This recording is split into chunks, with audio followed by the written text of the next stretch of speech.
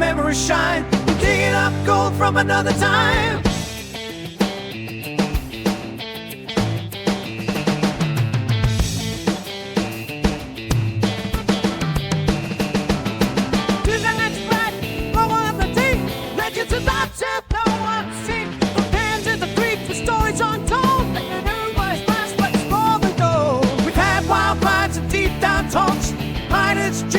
Treasure walks.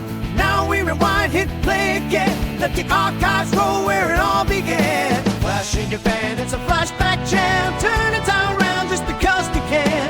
Old gold moments, new hearts revive. Welcome back to Tuesday Night Live.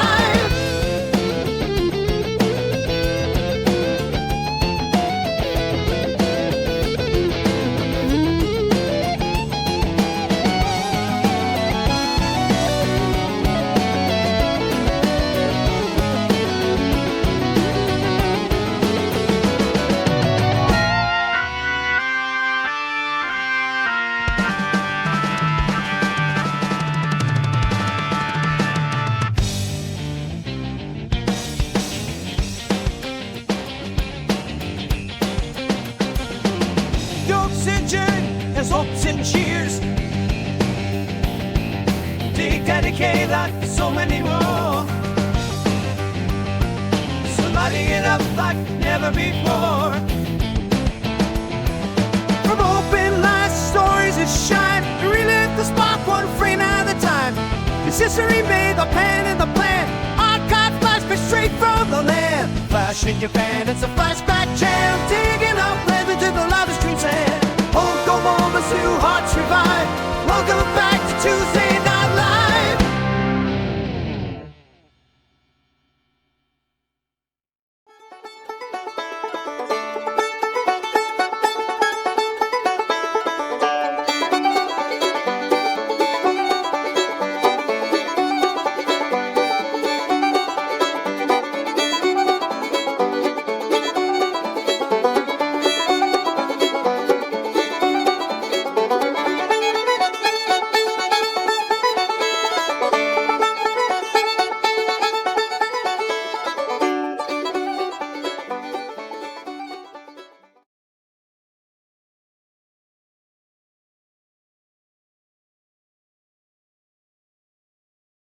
Did you see me cussing in sign language? Doggone it.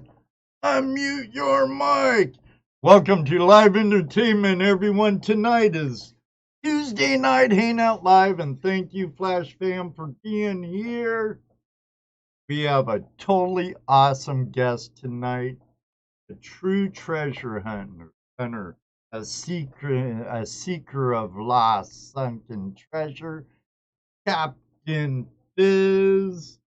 He likes to be called Fizz, Carl Fismer. And we'll be right back right after this.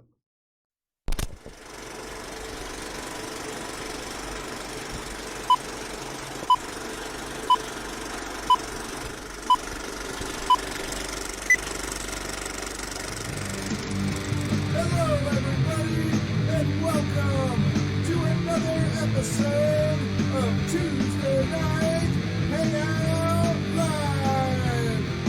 It's Tuesday night Hangout Live. It's Tuesday night Hangout Live. It's Tuesday night Hangout Live. With your hosts, Ed, Marvin, Toledo, and Jess, and Dana. Tuesday Night Hangout Live is a Flash in Your Pan production.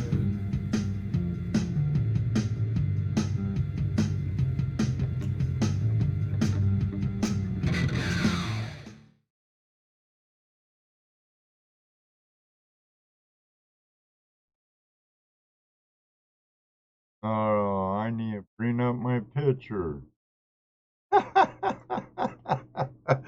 How you doing, Toledo Jess? I'm doing good. How about you? It's one of those nights. One of those nights. That was a sarcastic, how are you? Oh, it is what it is. Luckily, we have the best audience in the whole world in YouTube land. Can't hear Jesse. How about, can you hear me now? Can you hear him now? Can you hear me now? Volume low. It should be pretty high now. Speak, Jesse. How's that? Oh, sorry. I'll blame that on the sound engineer. Come on, dude. Oh, what do you mean? Man, I gotta do this all over again. Oh. World's best moderator. What's up, Jaron?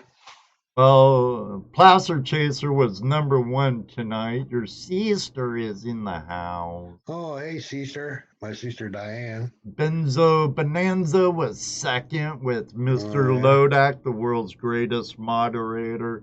In third, the rest of you, well, hey, Joseph, want to keep warm, Maine's getting cold. Yeah, does he know where he's at? David Villa's here. Let's see who else. Nugget Brains here. Oh, Wayne. What's up, Wayne? And Colleen's here. Had a really nice talk with her. Yeah?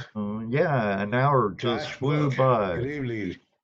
Really? That's always good. Yeah. Hey, Josh Book, how you doing? Brenda Holland, how are you tonight? Diamond Miner Ivans. Hello. And I look, saw my brother. How are you tonight? Hey, I'm doing pretty good. Good. Jesse Mendez. Did we get everybody? No, forgot my brother. James Van there's Cleef. James. How you doing, James? GoPro Unlimited. GoPro Unlimited. I was just Baby house. Girl Mining, Bob Dip. Bob Dip. Nags here from across the pond. Kevin, Yukon Cornelius. Our guest tonight is Carl Fismer, aka Fizz, and we'll be getting him here really quick. You don't have much to talk about, do you? No, not really. Wow, thank you, Not a Great Gamer. No, not really. Didn't do nothing this weekend. What did I do this weekend? Thank you, Nag. Nothing. Just kind of hung around the house. Me Piddled too. around the house. Me too. Oh, you sent us a sausage also. Cool. Jesse's volume still a little low. Give me a sound check, Jesse. How about now? Test. I'm in the yellow, so I don't want you in the red. So. Well, how's that? I'm glad you're good. Oh, you want to know about sausage? Ask our guy from bloody old England. Bloody sausage. And I'll get Captain Fizz unmuted. Well, thanks, Karen. I'm glad you can accept my low volume tonight. How you doing, Captain? I'm on that delay. You got me on YouTube. Well, you want to pay it. You want to mute YouTube. Yeah, it might be better if you just not watch it at all. We should have never brought that up. How do you do that? Just close the YouTube window and keep the zoom up. You want to pay complete attention to the zoom and mute everything else, or you'll have a wicked delay and everything be delayed about But 4 seconds or so. how we doing now? Can you hear me? Oh, we No, can hear you we hear fine. you fine. Okay, I can hear both of you guys right now. A couple minutes ago, I was on that delay somehow. Yeah, that was probably the YouTube that creates that delay. It was. Yep. Yeah, Uh, the best That's a- thing to do is just mute YouTube altogether. And what we do is we use the Zoom box and cover up the screen of YouTube so we could see the chat. Because the chat is right on Yeah, for the well, most part. at least right now, we're doing okay on the talking. Yep. yeah. Sounds good. yeah, Sounds we'll good. I love that poster behind you. That's the TV show Treasure Divers. That was one of the advertisements for it. That was George Lansbury Productions, and I guess it was about 10 years ago. They came down to the Keys, and we filmed 6 pretty good episodes called Treasure Divers. It was only on though dish high def.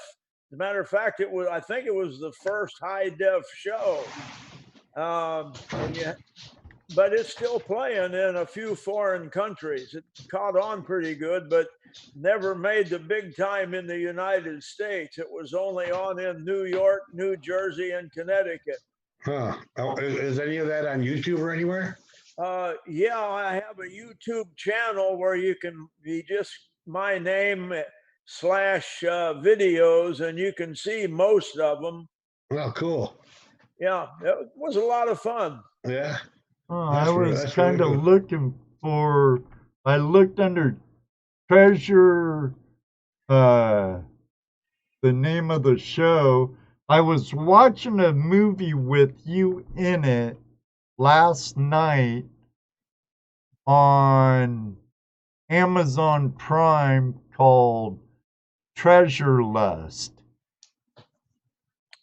That might have been. And during your part, it used the logo behind you, that the picture in the poster behind you. Uh-huh. So, let me see. Well, I've been pretty lucky. I've done quite a bit of TV, but the Treasure Divers was a series.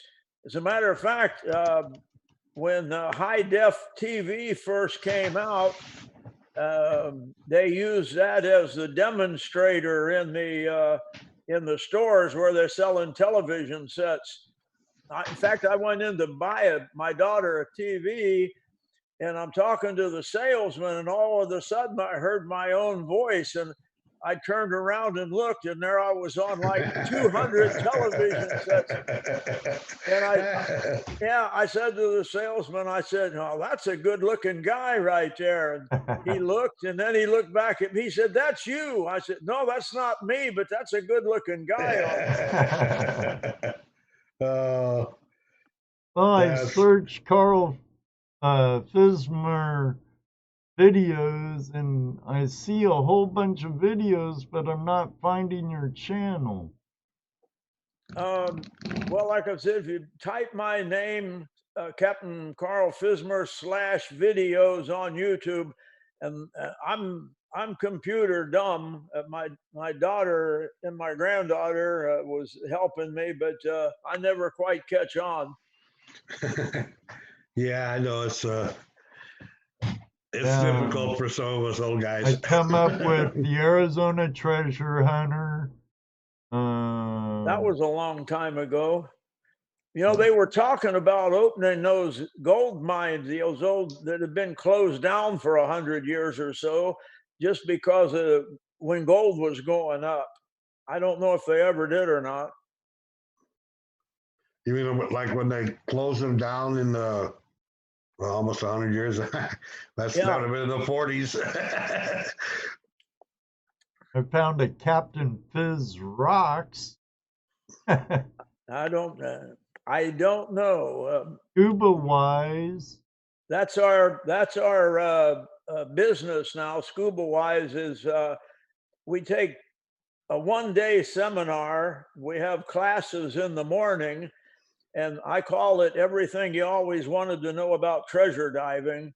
But and then in the afternoon, we make 2 scuba dives on 2 different sites from the 1733 Spanish galleons. In fact, 1733 galleons in the Upper Keys, that's where treasure hunting in the United States really started. Later on, of course, then it went to Mel Fisher and the Atocha down in Key West. But I worked with Mel for 12 years. And then there was a 1715 fleet between Fort Pierce and Sebastian. I just finished my 20th year on that, but they weren't consistent. My first year was in 1980, and my 20th year just ended about a month ago. So how many wrecks do you think are in that area? Well, there's thousands of them. The Spanish sailed treasure fleets every year, once a year, for more than 300 years. Oh, wow. Yeah, some of those fleets had over 100 ships in them. Wow. They lost somewhere between 5 and 6%, and that's what a lot of us are trying to pick up today. Now, I know in treasure hunting, in your lifestyle, just like our lifestyle, or detecting or whatever, any type of treasure hunting, that research plays a huge role in what you do. Do you search Spanish records or Vatican records or something like that? Well, as a matter of fact, the only reason I know what I know is I got to work with the best archival researcher in the world. His name was Jack Haskins. And I worked with Jack for 32 years. He made many trips to the Archive of the Indies in Seville, Spain. And Jack is responsible for more Spanish treasure recovery than anybody else, because if he didn't personally jump in and find the wreck for you, he supplied you the information that led you to the wreck. In fact, Jack passed away in the 9/11, 2011. I just finished a book about Jack and his research. Can you see this? Time Yeah. Ranger, yes. Yes, that is Jack Haskins' picture on the cover. We've named it Time Ranger in Search of Jack Haskins. And we've even put in a couple pages from the archives. That is archaic Spanish, and it takes a special person to translate that.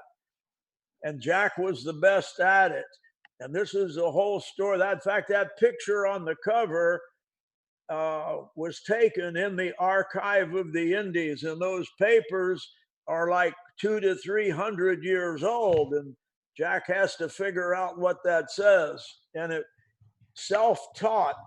In any case, when Jack passed away, I had inherited all of his research. There's about 200,000 pages and a computer full of shipwreck information. So the King of Spain doesn't let any treasure hunters in over there anymore. So if you're interested in research on Spanish galleons, I'm about the only game in town these days. I have all of Jack's research. That kind of sucks too, because you can't operate a computer. Yeah. Well, that's true. Oh, so he's probably been involved in just about any major discoveries, right? Yes, Jack supplied all the research on on the Atocha and the Margarita, on the Tolosa, the Guadalupe, the Conception. Not only did it, can you see this? Yep. Yeah, a little well, higher, Carl. Whiz. Sorry. Oh, nice. yeah, that's an 8 real or Spanish piece of 8. This came from the wreck of the Conception. And when they couldn't find it electronically, Jack jumped in the water and said, "Oh, it's right here, guys." That's how good he was. And I got to work with him 32 years. And like I said, that's the only reason I know what I know. When you work with the best in anything 32 years, some of it Right. has to rub off. Right. So you've been involved in a lot of major discoveries yourself, then. I mean, Well, not just one shot wonder.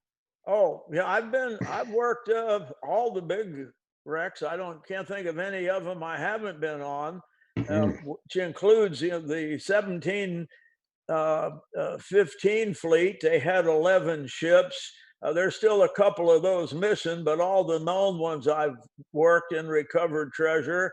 The 1733 fleet had 21 ships, but they refloated 3, and we know where 16 of the remainder are. I've been on all those treasure-wise, and 2 of them are still missing, actually. So you said they're refloating them, but I trying to actually bring the ships back up out of the bottom, off the bottom.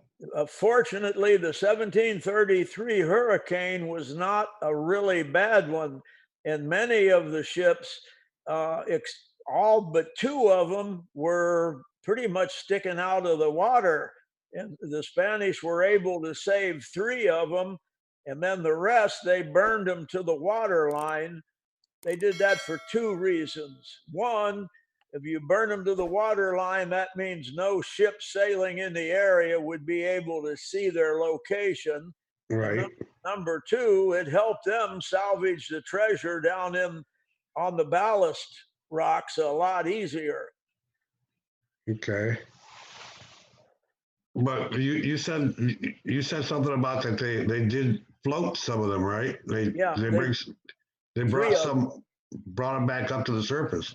Yeah, 3 of them they refloated and used them. Put them back. Oh, they weren't. Oh, okay. I thought maybe that was done recently. You're talking about back in. Oh no, I'm talking in the year 1733. Oh, yeah. Yes, in fact, Art McKee originally. In fact, he was the guy that started everything on sunken treasure here. He's known as the father of modern day treasure hunting.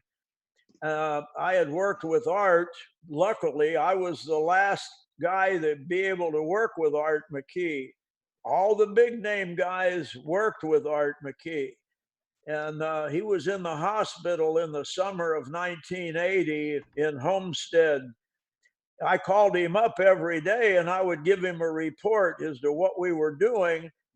And the last time I talked to him, I said, "Art, the Keys newspaper today says you're the father of modern day treasure hunting." And Art said, "Well, okay, as long as they don't call me the grandfather." I got a question from the chat room for you from Sure. Outdoorsy Gallo. She wants to know, does Carl know of Doug Lewis? He used to go on and fund some 1970s and 80s treasure diving expeditions. He is from my country and is a lawyer. He's from I'm Canada. sorry. Doug Lewis. The name is familiar. If he was in Florida in the 70s, there's a good chance I'd run into him. Sounds like he was probably just a money man. I'm going to assume he was an admiralty attorney.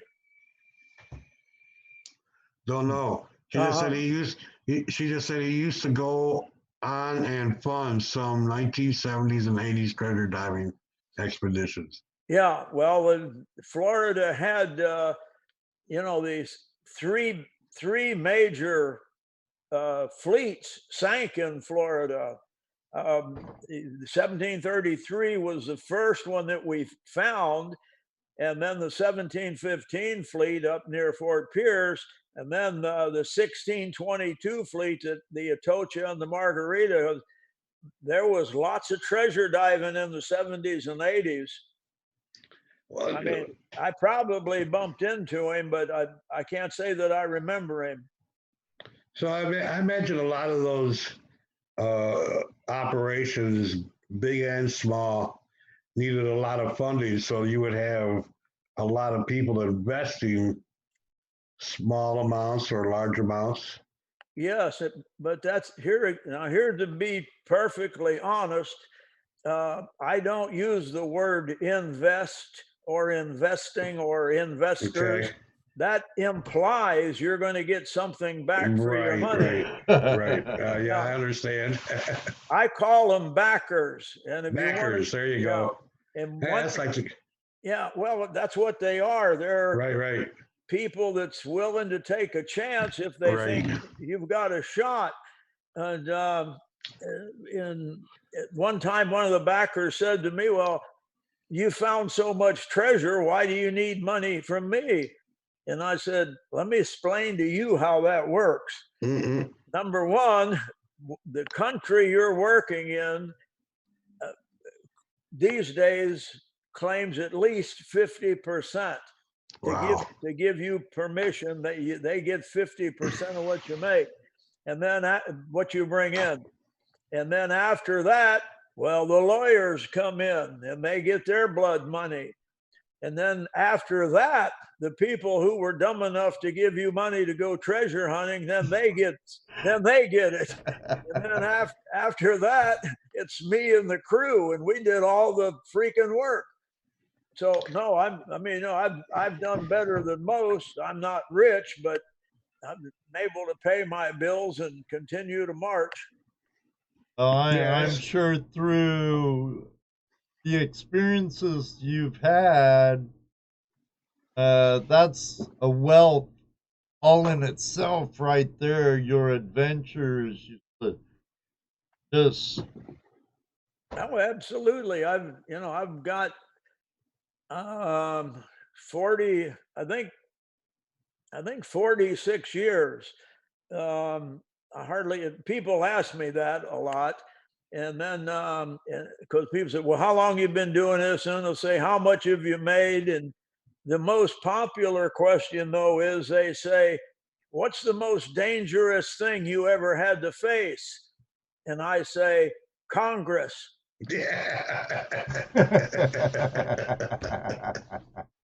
yeah, no doubt there. Yeah. We have a question from Baby Girl Mining Company.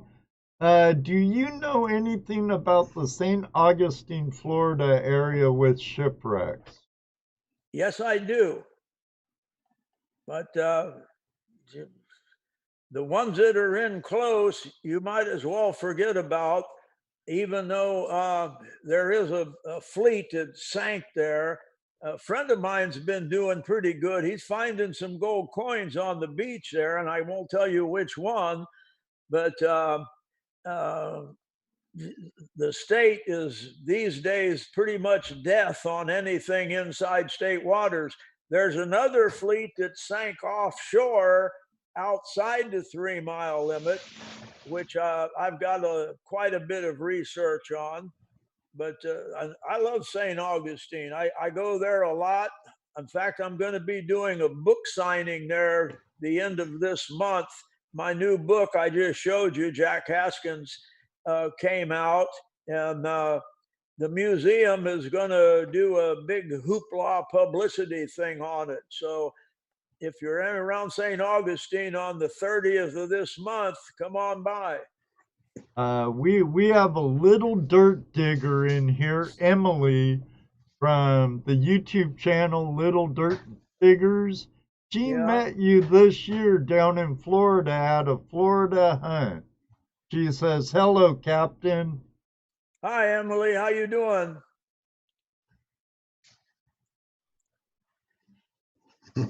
I'm sure she's doing did she- absolutely fabulous.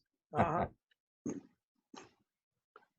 So Wayne, Wyoming Gold, WY Gold says, no telling beach, huh? I know where that's at. Yeah, well, good.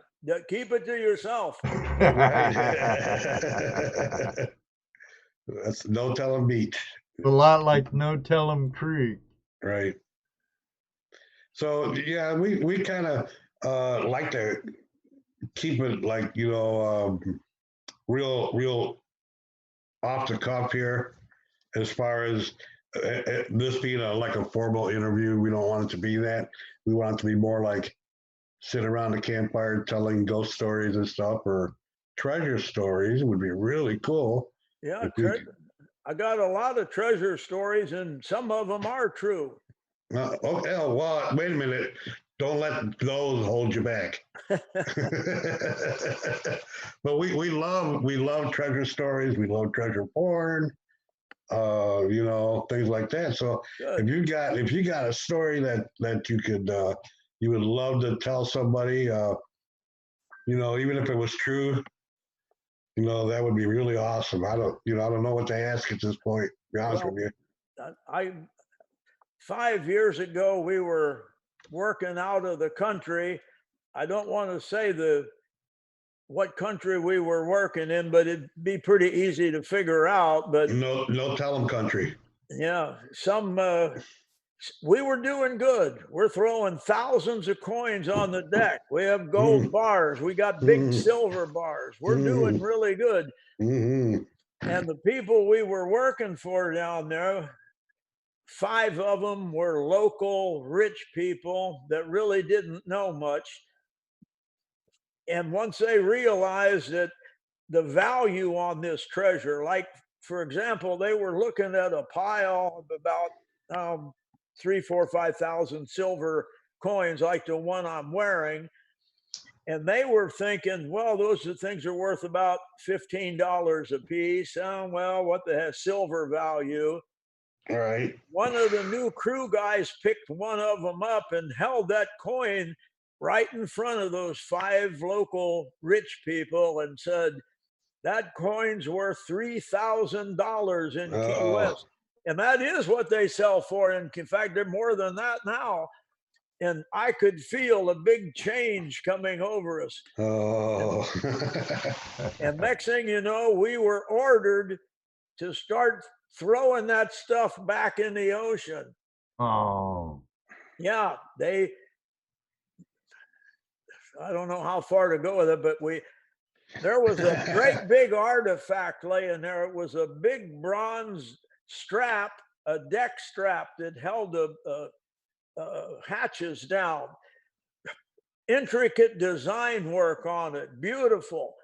The Spanish ships were mostly all cheap, but this particular ship was made in Italy, and the Spanish bought it, and it was outfitted with bronze like you wouldn't believe.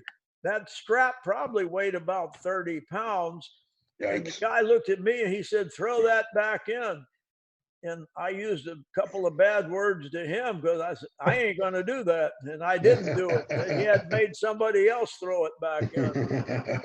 The craziest thing, we've got hundreds of thousands of dollars worth of stuff on the deck. And because of their greed from $15, they wanted to hoard it all. We got thrown out. They ran us off, got very political. I don't say nice things about them, but a lot of that story's in my books. Anyway, that's how weird is that? You recover a lot, and then they say throw it back over the side. That's so crazy. Yes, it is.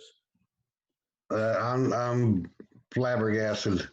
I'm trying to think of why they would have you throw it back. I would, So they could come back and Yes. I'd just kicked you off my property. Yeah, everybody thought, well, that's easy. That's it. The reason it was easy was we had Jack Haskins research on it. Right. Now, Jack and I were down there in 1988 and 89, and we started working that wreck way back then. Noriega was the president there in Panama, and our government wasn't going to let us go work because they said that there's some kind of 9/11 Aid to the Enemies Act. And we said, well, what do you mean enemy? And they said, well, Noriega. And I said, Noriega's an enemy of our country. And they said, well, he's in the drug business. And, I threw my hands over my ears and I said, are you just finding that out? We've known it in the Keys for 25 years. And so the government, they've known about it too. Yeah. Oh, wait, they didn't supply. Oh, wait, something.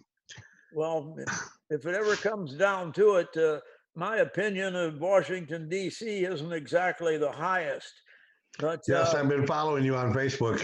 Oh, well, then you know what I'm talking about. Yeah, I've been following you on Facebook. I agree with a lot of what you're saying. Yeah. but here's the point I was making. Yes, Noriega was not a good guy, but we made a deal with him. We made a deal. We would put the treasure in 3 piles, 3 equal piles, and he could pick the one he wanted. And then Jack and I would go home to Florida with the rest of it. So, the people up here were saying, oh, they're going to kill you. Oh, those drug people are going to steal the treasure. Oh, you're going to die. You're going to die. So here it was. We did the job. We were ready to leave. We made 3 piles, and Noriega sent a general over to pick one of them. And he even asked me, he said, which one would you take? And I honestly said, if it was me, I'd take this one. That's what he took. But the point is, here's Noriega, the dictator, the murderer, the drug runner, the criminal, and he kept his word. He kept his word. We made 3 piles. We came home with 2 of them. He didn't kill us. He didn't rob us. And you will never get that kind of honesty from Tallahassee or from Washington, D.C. Hear that? Let me say hi to a couple of people just come in. Sure. Razor's Treasure Emporium. Yep, Charlie and Sandy Razor. Our West Coast brother. She Digs, welcome. Top Cat's in the house. If you want, after the show, check out her channel. She has a 500 giveaway. But we do not endorse sub for sub here. If you like what she has, feel free. If she's a digger, she's in the right room. Yep, that's fine. I'll take it. Hi, Matthew. That's why that was blocked, She Digs.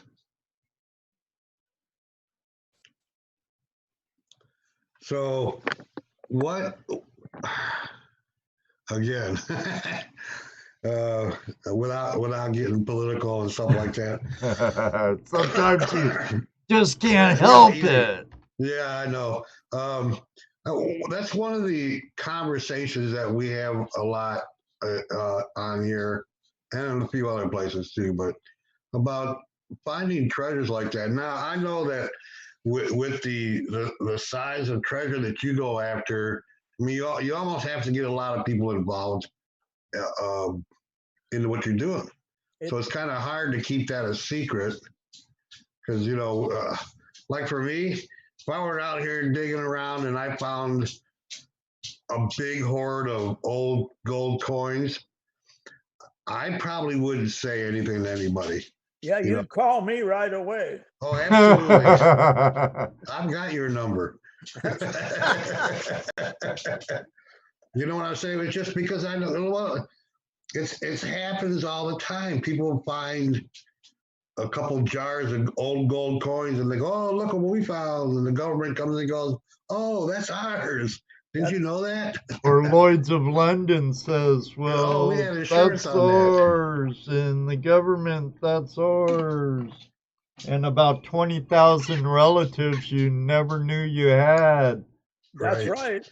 And what really sucks about that is because you have unscrupulous people like me who wouldn't tell anybody and would probably do something to make sure that never came to light.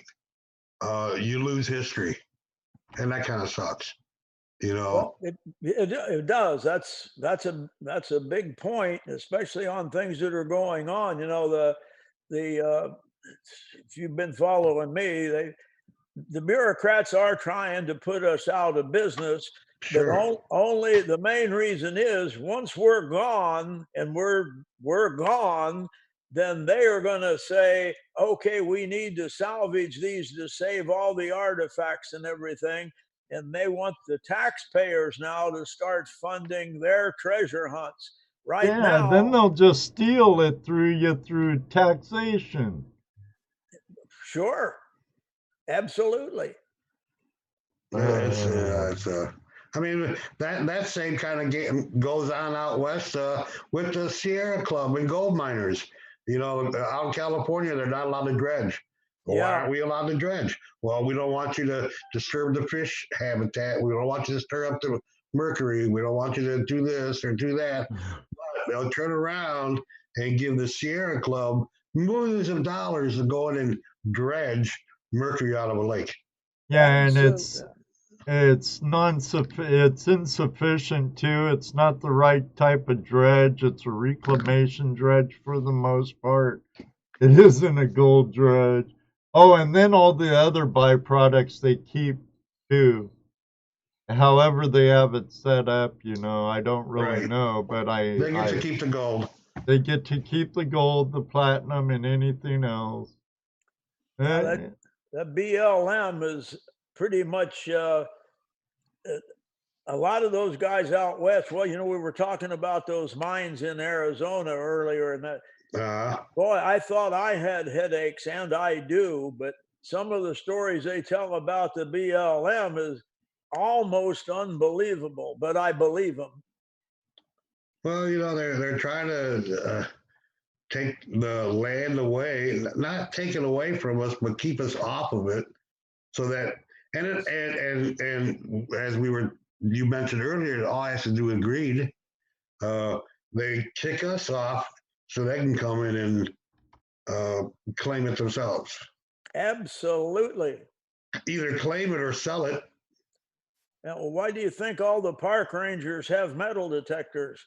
No, I thought they were looking for guns. Hey, BJ LaCroix, how are you tonight? HD Chevrolet. Yeah, of course. That's why they're looking for gold deposits. You know. Baby Girl Mining Company has a question. Says, what was your favorite piece that you've ever found? Favorite? Well, I can't, except for gold coins. I like religious artifacts, and I found some. Like that rosary you showed in the video.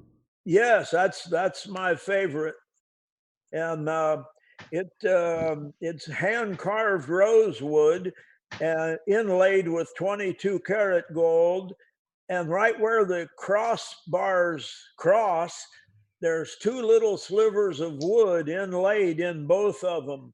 And those little slivers of wood are from the cross of a saint or a martyr from 2,000 years ago. Awesome.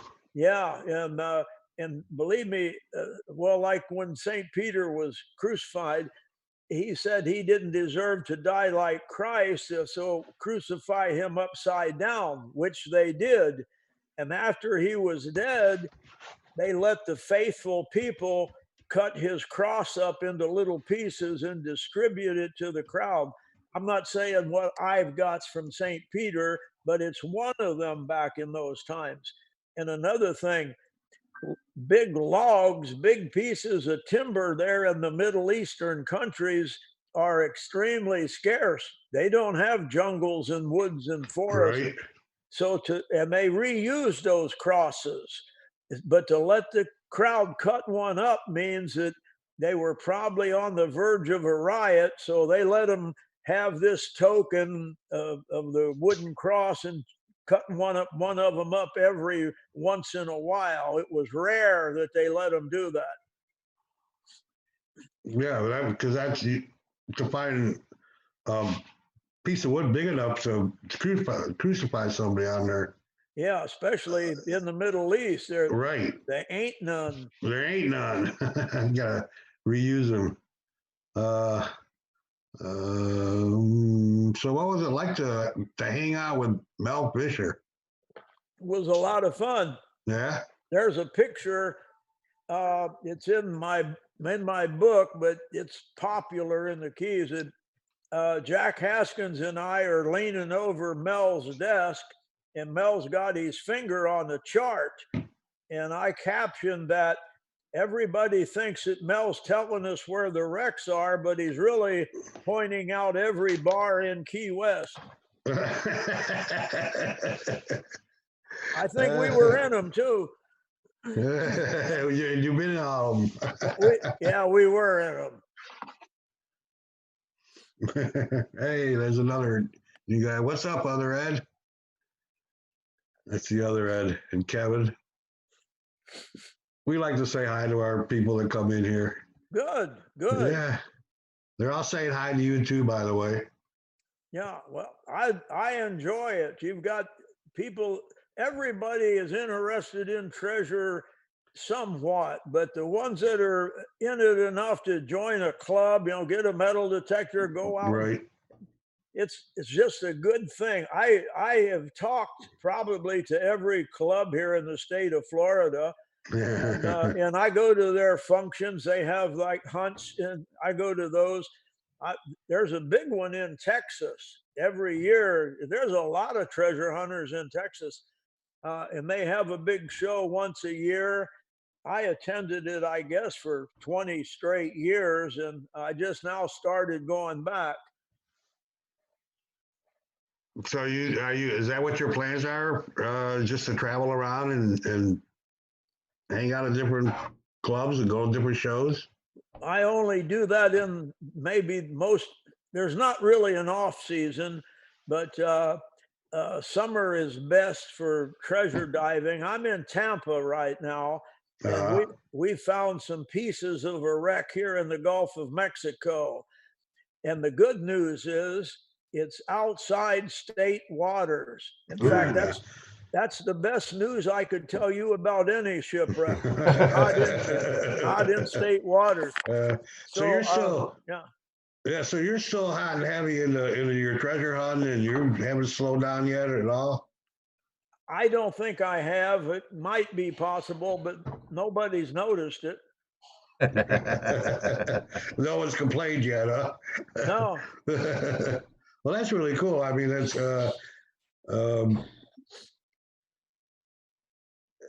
I can't even imagine, diving like that out there. And I mean, I remember when I was down in the Keys, I did some snorkeling off the beach, and that was fun. Sure, it was. But it was fun. But I never seen a huge monstrous grouper before, and I ran into one face to face, and he started kind of following me as I was backing up. And they're huge. Yeah, they wanted you to feed them. Well, I didn't have anything. I wasn't out there to feed fish or feed fish food. Yeah, I know exactly the fish you're talking about. They're hundreds of pounds. Yeah. And they gave them a new name. They called them Goliath grouper. No. The old, and just out of respect, I won't say the old name, but it's a religious thing, and I have friends that are participating in that religion, and they told me they don't feel insulted that there's a fish named what it used to be named. It was some politician thought, oh, we can't insult those people. We have to call them a Goliath grouper. It's one of the most stupidest things I've encountered in my business here. Someone's wondering if you had anything to do with the movie Fool's Gold? My diving buddy Brad Williamson did. You look at the Scuba Wise, and it's spelled Wize. Look at that on Facebook, or it's a website.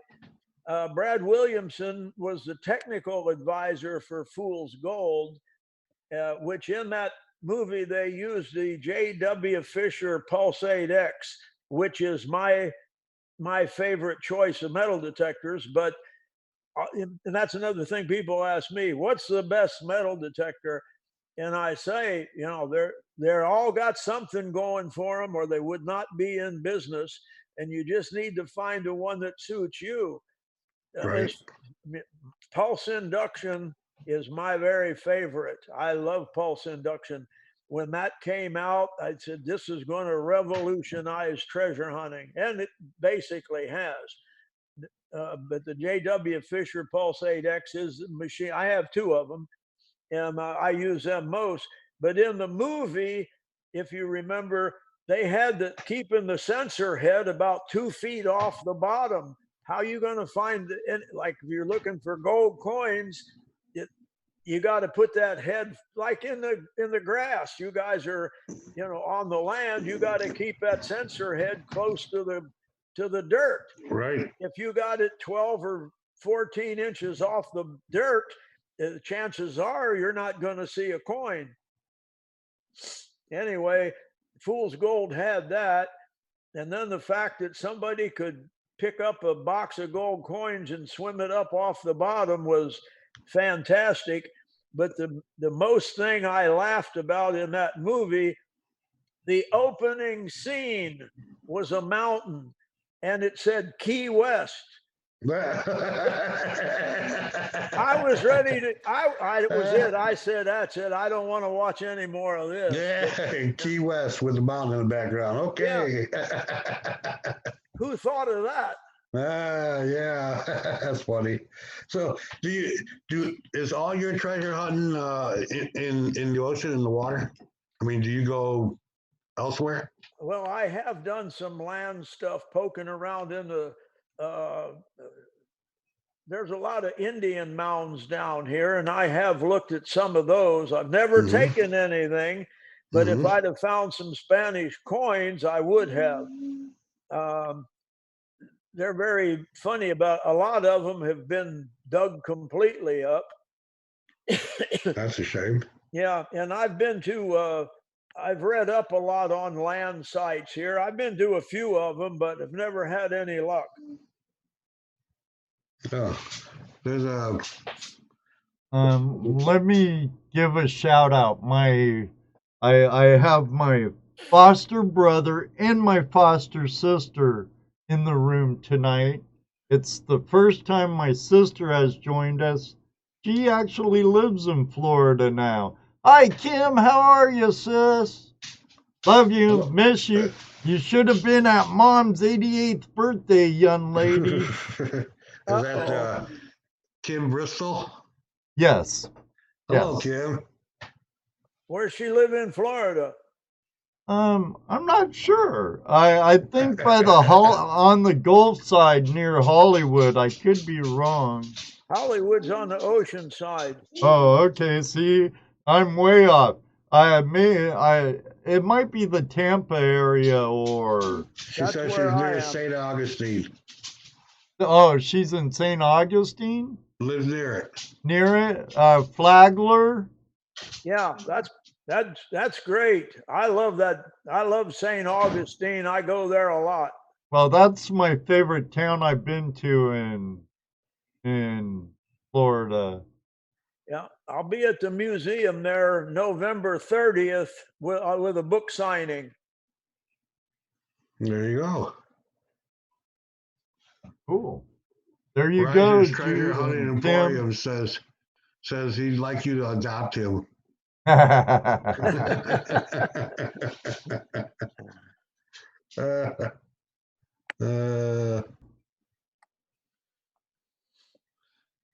So have you finally? I find pieces of jewelry around here once in a while, metal detecting. I can imagine the kind of jewelry you found. Do you have a favorite piece that isn't religious? Yeah, well, actually, I found two necklaces once. They were made of silver, and one was made up of butterflies, beautiful design work and everything. In fact, Jack Haskins told me once that a lot of times they would have Chinese artisans doing the gold and silver work for them. And the other necklace was made of 7 crosses, crucifix type crosses, all connected together. Beautiful, beautiful jewelry pieces. And that was silver also? The what? That was silver?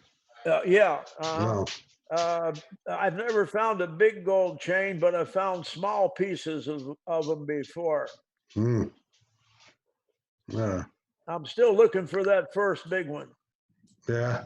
I'm still looking for my softball size nugget of gold, but I'll keep looking. Never stop. I don't. I hope you get it, and Me too. remember when my birthday is. Okay, and I'm gonna find it. I'm gonna find it here in Ohio. Well, I assume they've got gold there. Oh yeah, we got gold here. Yeah, I was born. Actually, it comes from Canada. Yeah, I was born in Hamilton, Ohio. Ah, cool. That wasn't the most exciting thing I'm going to say tonight, but I thought But that's I'd so stick cool. it in. Yeah. We got a local guy here. Yeah. Right on. Yeah, absolutely. Hey, Bob, Drake, and Brian, how are you? Hey, Brian. Anybody else got any questions? You want to open the phone lines up, Ed? They have been. Oh, well, anybody want to call in and talk to Fizz? This would be the time to do it. Yeah. I saw Ert in the room earlier. Is he still here? Oh, he better be. That guy should be our #1 fan. He's never gonna live it down. Right. Did you say hi to Nebo? Nebo's in the house. Yeah, Okay. in the chat. Hi, Nebo. Yeah. Hey, admonish the metal. How you doing, Stan? Welcome. Has Captain Carl done any Great Lake hunts before? No, I haven't. I've seen a couple of the Great Lakes, including Superior, which is gigantic. But I just have some type of aversion to cold water. I can't stand it. And of course, the Great Lakes have very, very strict laws, which Right. I couldn't do anything anyway. But my hat's off to those guys that dive up there. The good news about the freshwater is artifacts are not in much danger like in salt water. And deep cold water preserves pretty much everything. Deep cold fresh water. But no, I put my foot in the Lake Erie once and said, nope, that's not for me. Yeah, cold water's hard on us, Troy. That's right. The only direction is south, and I love the Caribbean. I plan on spending a lot of time there. Yeah, the older I get, the more I think about changing my latitude. That's for sure. I don't blame you. Me too. My only regret is I didn't do it sooner. Yeah, absolutely true about that. But you're in Florida now, so I mean. Yes. I'm still up here in Ohio getting ready for winter. Yeah, next year will be 50 years here. Wow. Oh, you wouldn't be able to handle Ohio weather anymore than at all. Yeah. I mean, he's about local now. They went too fast. See, I don't know. Yeah, if I'd have stayed in Ohio, they'd have been a lot slower, I guess. I'd have lived longer, but I wish I'd have came down here sooner. Luke Duke wants to know, have you ever hunted any Spanish treasure in West or Southwestern states? With some friends of mine from Texas, I went out with them a few times, and but the Spanish were all over that. There's a book called Coronado's Children. Right. And Coronado, the king sent him over there to the north and explore, like through Arizona and New Mexico and those places. And I read his report to the king. It said something like, I regret to inform your majesty that I didn't find any gold, but I sure found a good place to look.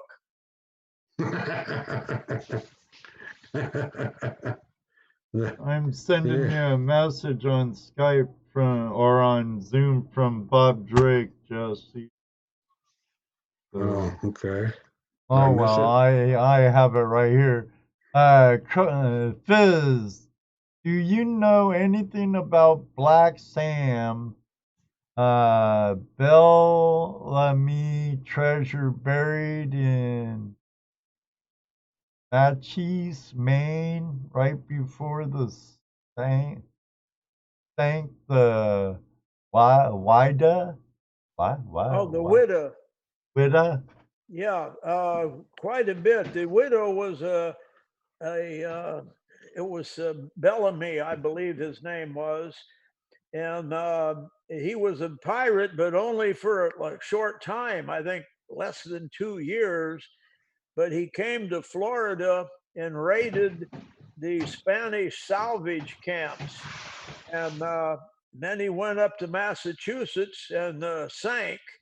And a guy named Barry Clifford found it some years back. I know Barry. I did a photo shoot with him up in New York once, and so he's got a museum going up there somewhere too.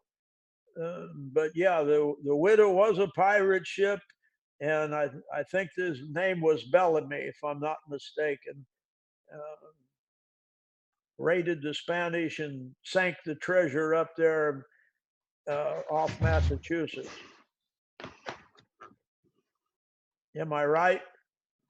Oh. Is he right, Bob?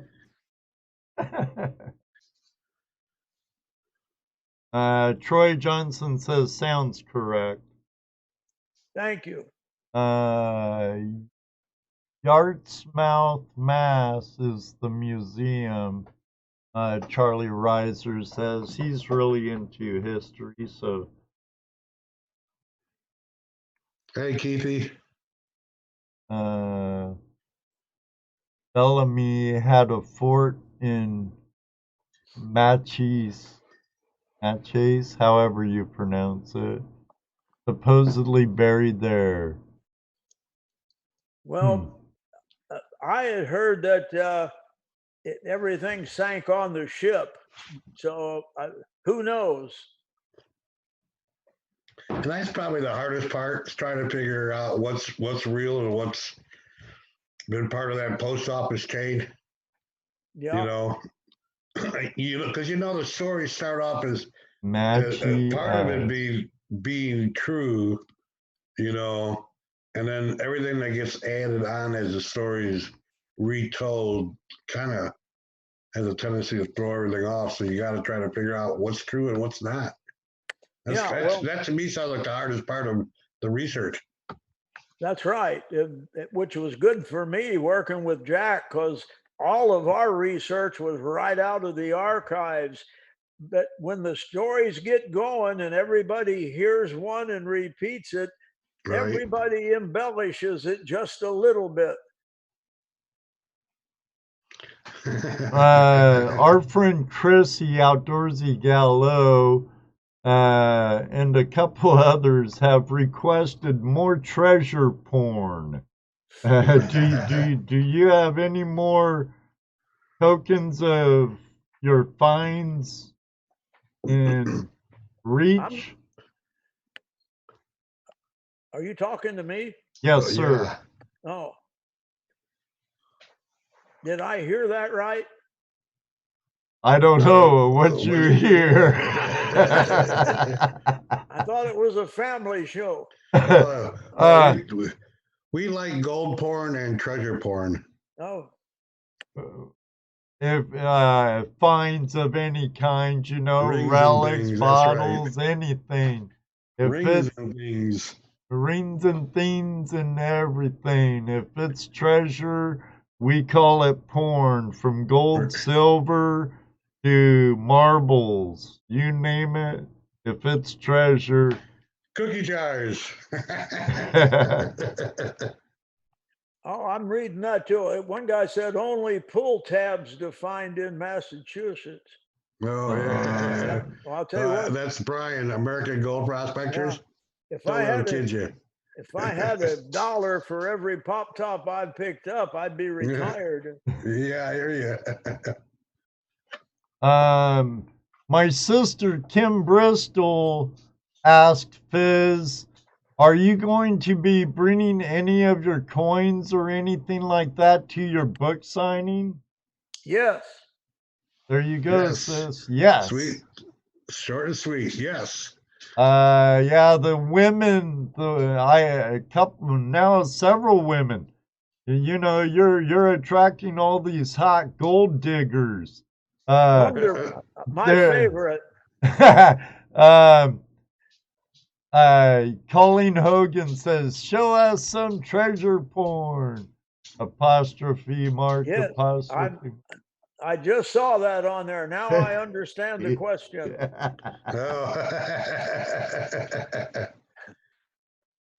Yeah, we all like seeing booty, Captain.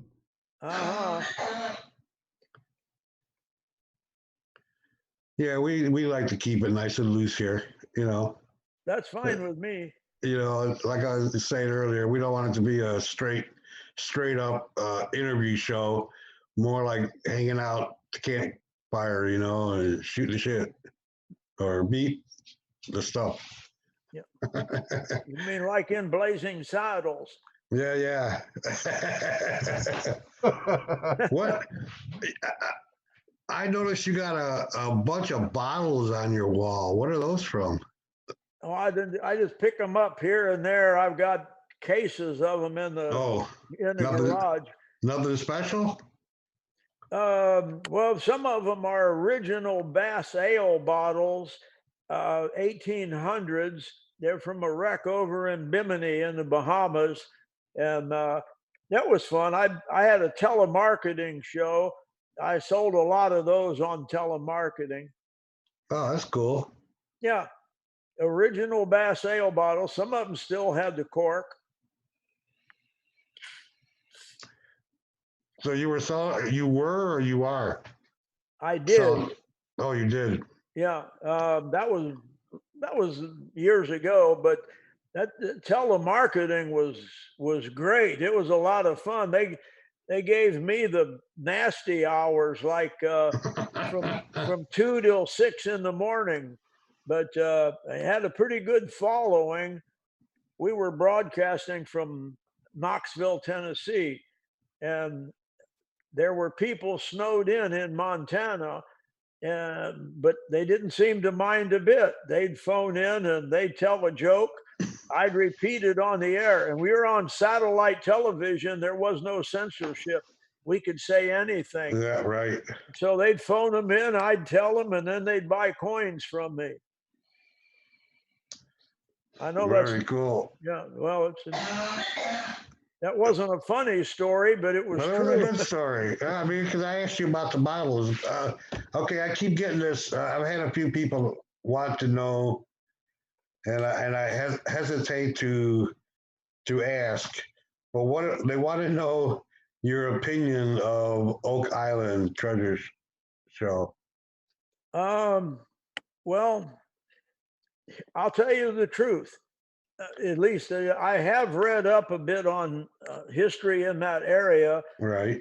and there were a lot of the British had a lot of forts up there at that time, and late 1700s, and at one particular fort nearby, supposedly, I read this, and I don't know if it's true or not.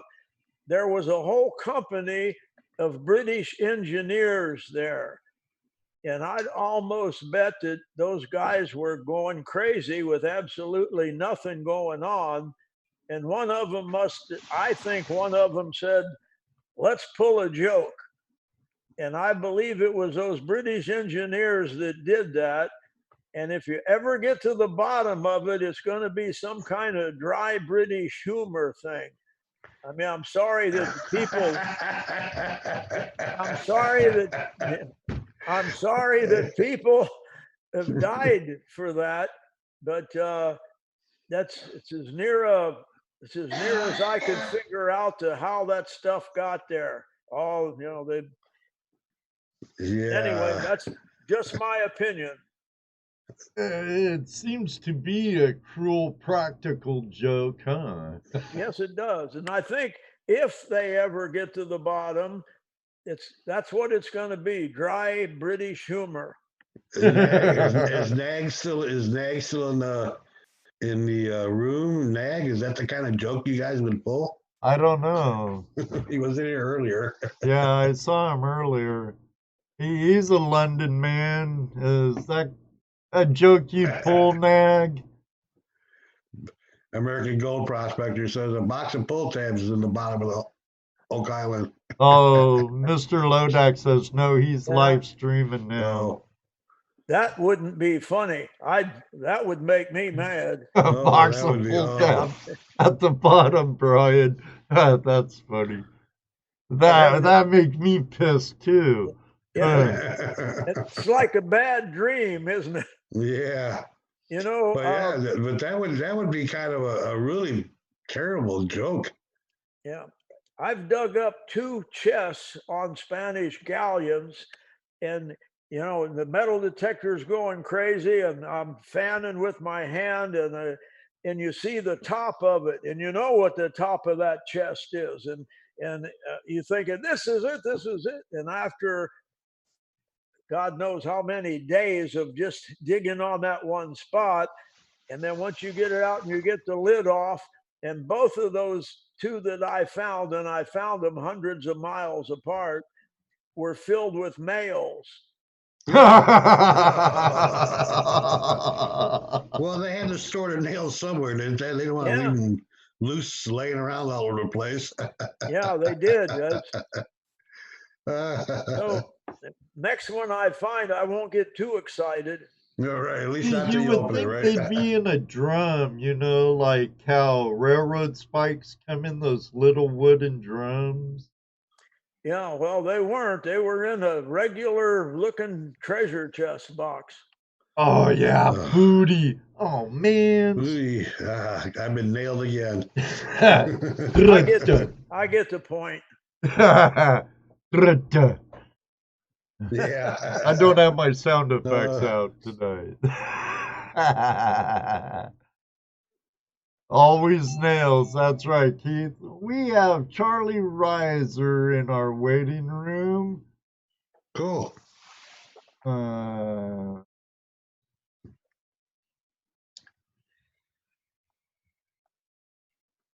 Let me unmute Charlie. How are you doing tonight, Charles? Charlie? I don't hear him.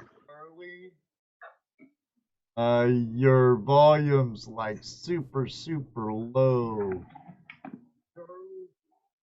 Hi, how are you? There you go. How you doing, Charlie? Great, great. How are you all?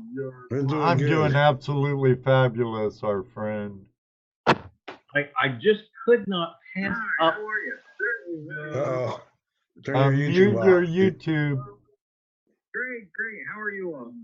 I'm doing absolutely fabulous, our friend.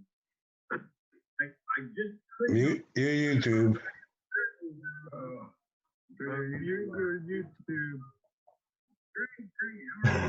Oh, mute me for a second.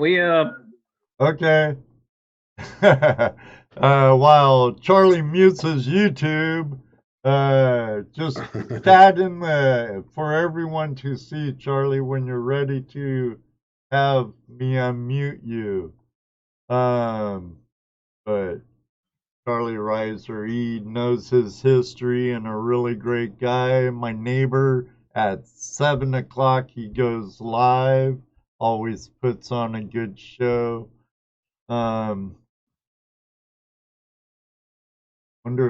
Okay, now Michael Busy Bee Detecting asks, Captain Fizz, what was your cooking?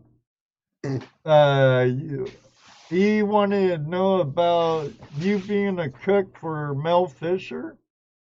No, that's I did some of that with Mel's crew back in 1980, but the way I got started in the business was Art McKee.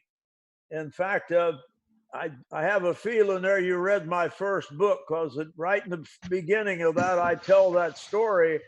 You know, I spent 6 years looking by myself, and then I decided that was in Sarasota, Florida. And then I decided I was going to drive down to the Keys and just force myself on Art McKee, the father of modern day treasure hunting. And so I drove down there, and Art built the very first sunken treasure museum in the United States. That was in 1949, 1950. And his house was right next door. So everybody knows where he lived. So I pulled into the driveway, and there's Art on a riding lawnmower. So he turns it off. He comes walking over. He says, "I'm Art McKee." I said, "Yes, sir. My name's Carl Fismer." I said, "I'd like to be a treasure hunter, and I'm willing to work for free to learn how to do it." And he said, "I'll bet you're a diver, right?" And I said, "Yes, sir." He said, "Well, what else can you do?" And I got a dumb look on my face, which I do a lot. And I said, "I'm sorry." He said, "Are you a boat captain?" And I wasn't at the time. And I said, "No, sir." He said, "Do you have mechanical abilities, you know, like especially on small engines?" And I said, "No, sir." He said, "Any medical training?" And I, "No." And he said, "Can you cook? That's very important." And I shook my head, and he said, "See what I mean?" He said, "Everybody dives." So I was dejected and rejected, and I got back in my car and drove to Sarasota. I happened to be on the fire department there, and I volunteered to cook at station number 1. That was 15 meals twice a day. I got a fireman cookbook and jumped right into it. I went to VOTEC school at night for small engine classes. I applied for and got my captain's license. I got a 100-ton Coast Guard captain license. And then I was in the very first EMT, and I was in the very first paramedic class in Southwest Florida. That took me almost 3 years to do that. So I drove back to Art's house, pulled in the driveway. He's on the riding lawnmower again. He gets off. He walks up. He says, "I think we've met." I said, "Yes, sir. I'm Carl Fismer from Sarasota. I want to be a treasure hunter, and I'll work for free." He said, "I'll bet you're a diver, right?" I said, "Yes, sir." He said, "What else can you do?" I said, "I have a 100-ton boat license. I can work on small engines. I'm a state certified paramedic, and I can cook." And he said, "You're going on the next trip." There's a lesson there, folks. That's right. And that is a true story. Oh, that's one of those true ones, huh? Yeah. I don't have many, but I had that one. Okay, Charlie's back with us. How you doing, Charlie? Great, great, great. Oh, I tell you what, Flash, I could not resist, even if it was just to call in and say hello to Captain Fizz. Oh my goodness. I tell you, not this gush or anything, but this is one of my heroes of treasure hunting. Cool. Excellent. So I could not help but to call in, and like I said, at least to say hello. And I tell you, Flash. Of course, I finished our stream. We ran a little bit late. We were a little bit after 8 o'clock. When I turned your channel on, I did not believe my eyes. I could not believe that you had Captain Fizz on the show. Oh my goodness! Made your heart jump, didn't it? Oh yes, I tell you, and again, like I'm gushing now. Oh my goodness! Now I do have a question. I couldn't tell.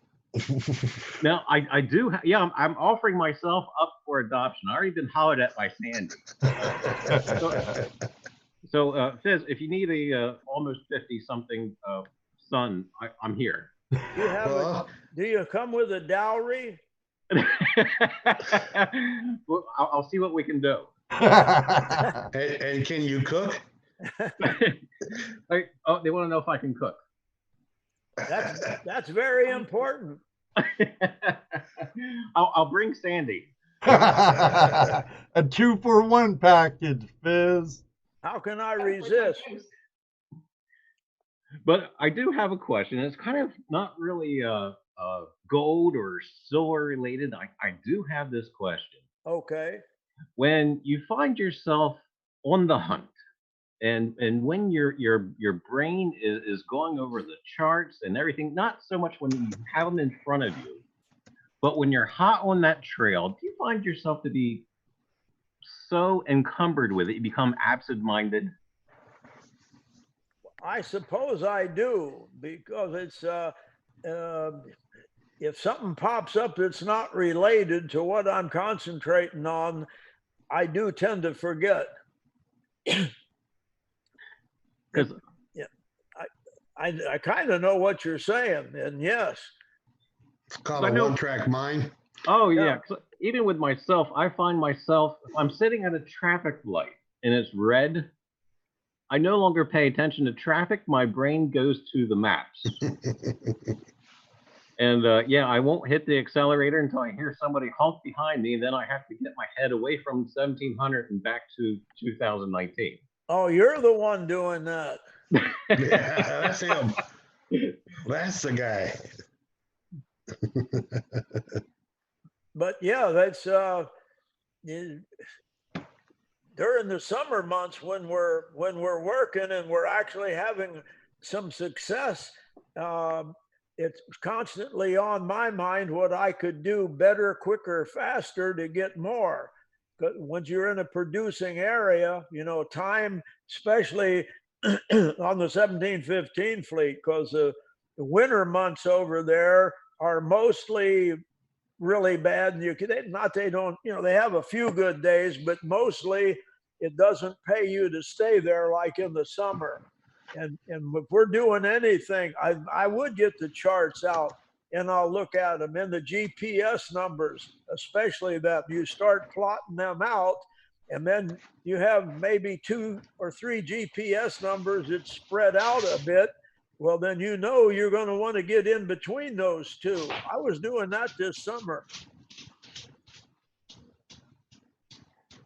Absolutely phenomenal. And like I tell you, Captain Fizz, you are definitely one of my treasure hunting heroes.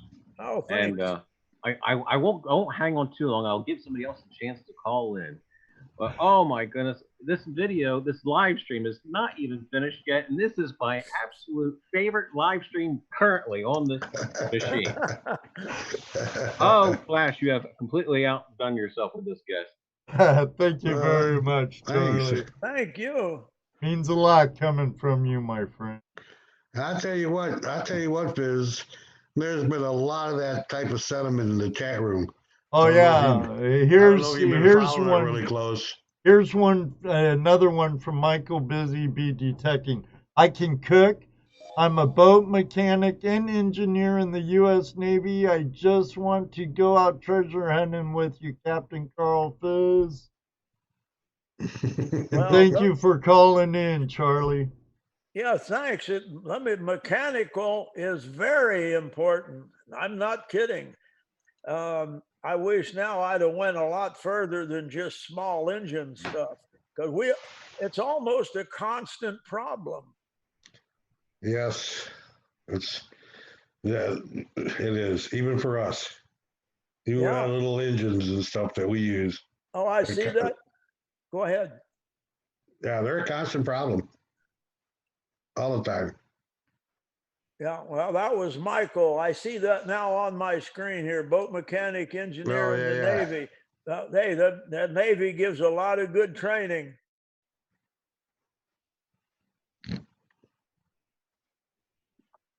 yes, quite the resume. Yeah, no doubt. No doubt, outdoorsy gal. Quite the resume.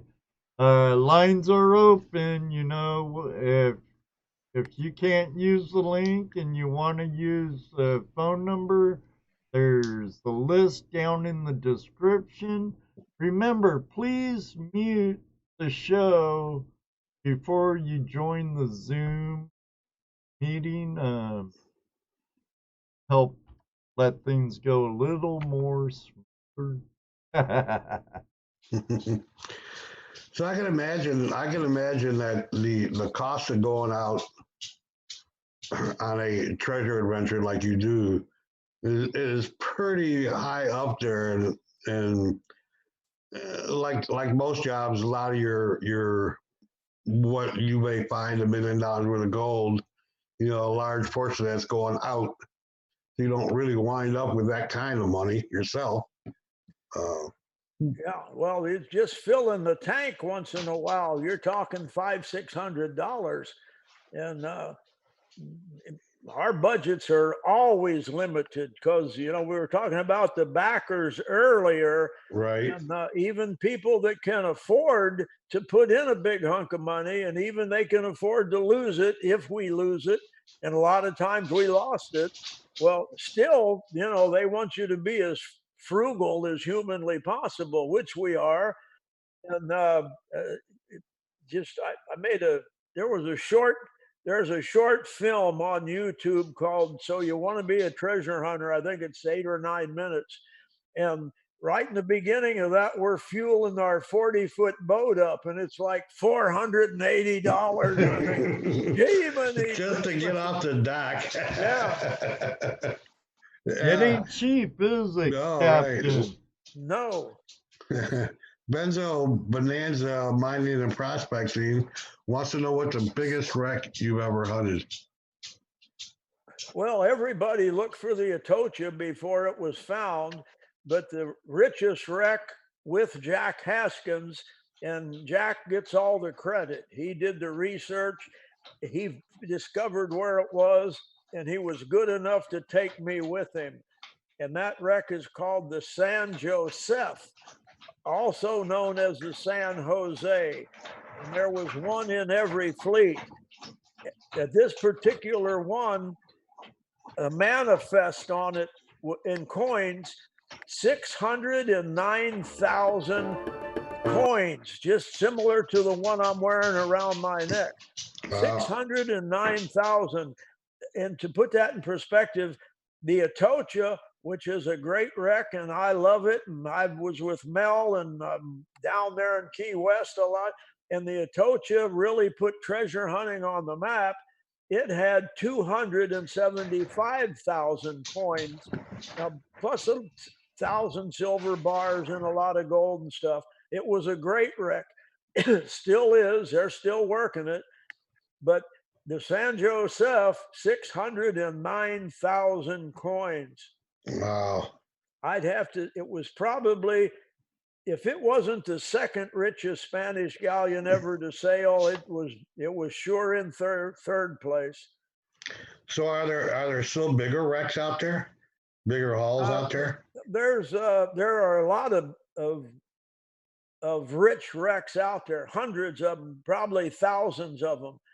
And And that's one reason why every time two politicians get together, they pass more laws, more rules, more laws, more ordinances, more everything.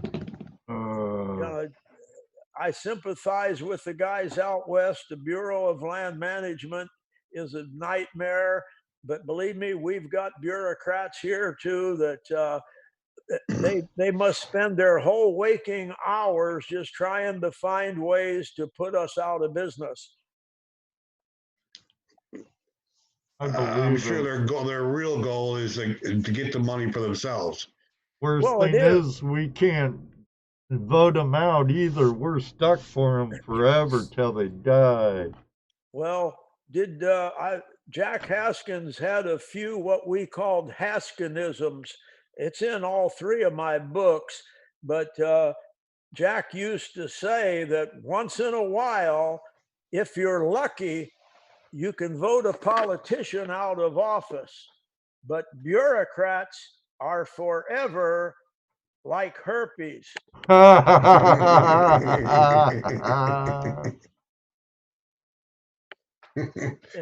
hello, Adam. Adam says, always be yourself unless you can be a pirate. He's exactly right. And always be a pirate. That's California Gold Rush there. Some lady whose last name was Holland had a thing on there asking about Yankee gold. I assume Civil War vintage here in Florida. Correct. I'm sorry, I don't know of any, and I haven't heard of any, but I do know where there is one of the blockade runners. And, you know, if you can find a blockade runner that was on the way out, you'll find a lot of gold. The Southern armies used to send ships over on the far side of the Bahamas, and they would meet with the British, who were doing a lot of supplies for the Confederates. But the Confederates had to pay in gold. The British wouldn't take paper money. And so if you find a sunken blockade runner, you've just found a lot of money. Really? Are those are those plentiful out there too, since the other ones are, or is that maybe half dozen or so of those type of ships? Well, truthfully, I don't know for sure, but we found one wreck over on the far side of the Bahamas, and it is vintage. I'm guessing at 1860, and a quality ship at that. And of course, if the Confederates would have picked the best vessel they had to make runs like that, and this fits the bill. I'm hoping one day to get back over there and open that thing. I can drive you right to it today and throw a buoy on it. You know, and that's another thing too. I think a lot of people don't realize is the amount of time involved from when you actually discover a ship. I mean, the time involved just to discover it. And then once you discover it, you have short windows that you can go in and do any kind of exploration or digging up or anything like that. So you're talking about years. Yes, you are. And getting permissions, and that's a whole nother thing. Even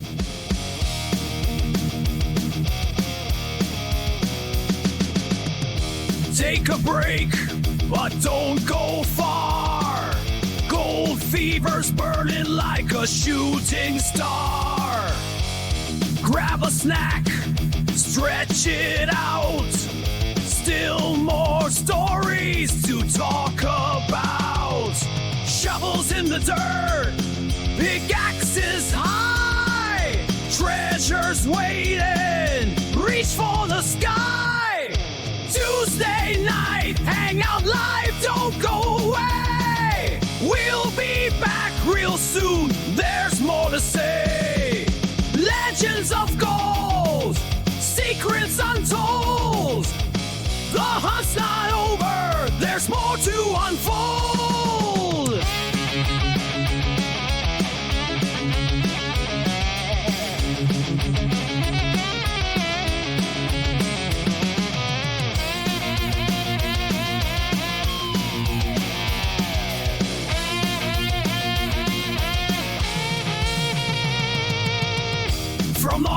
shines to rivers wide.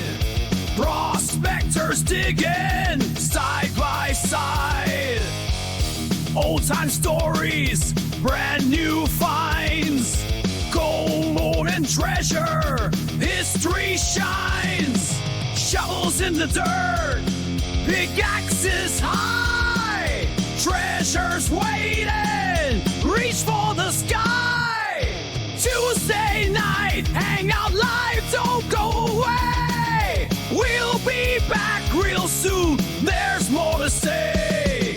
Legends of gold, secrets untold. The hunt's not over, there's more to unfold.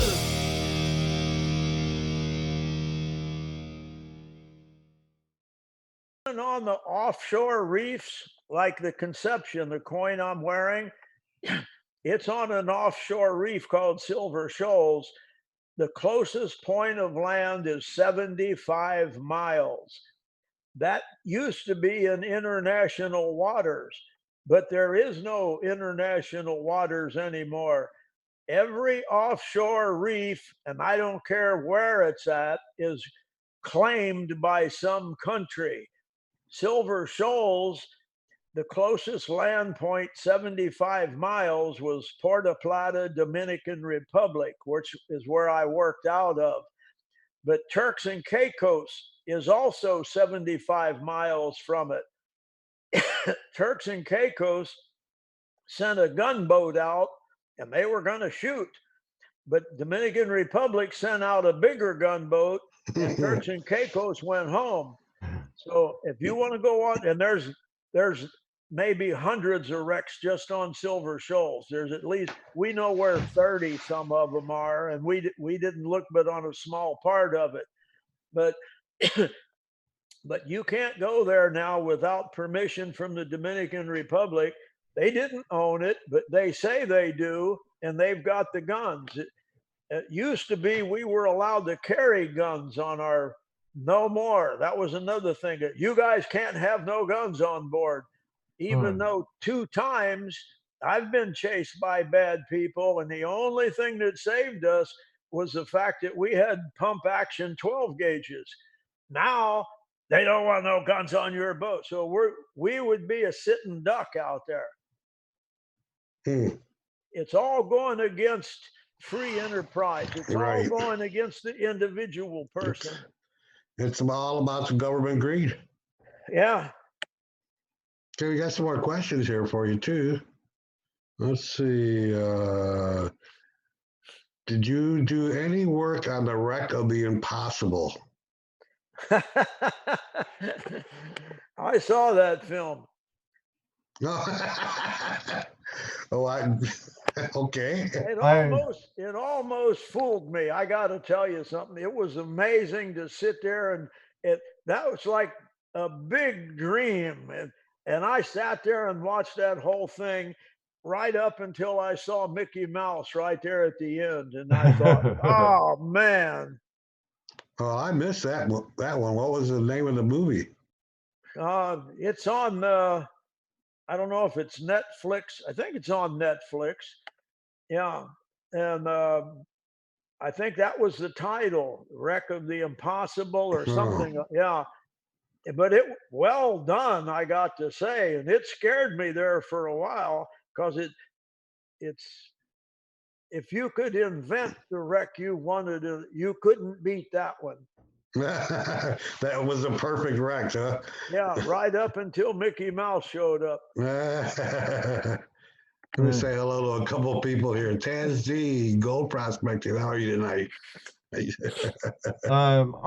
have a question of my own. I thought of this a little while back. You know how water levels have risen since ancient times, and there used to be a lot of cities, they were always close to the coastline that are now underwater.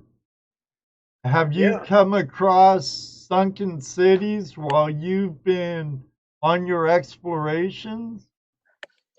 About about the only thing I could compare that to. I've seen a lot of films, lost cities and underwater. There are a lot of them, but the only thing I've seen that makes me wonder is called the Bimini Road. I don't know if you've heard of it or not, but Yeah.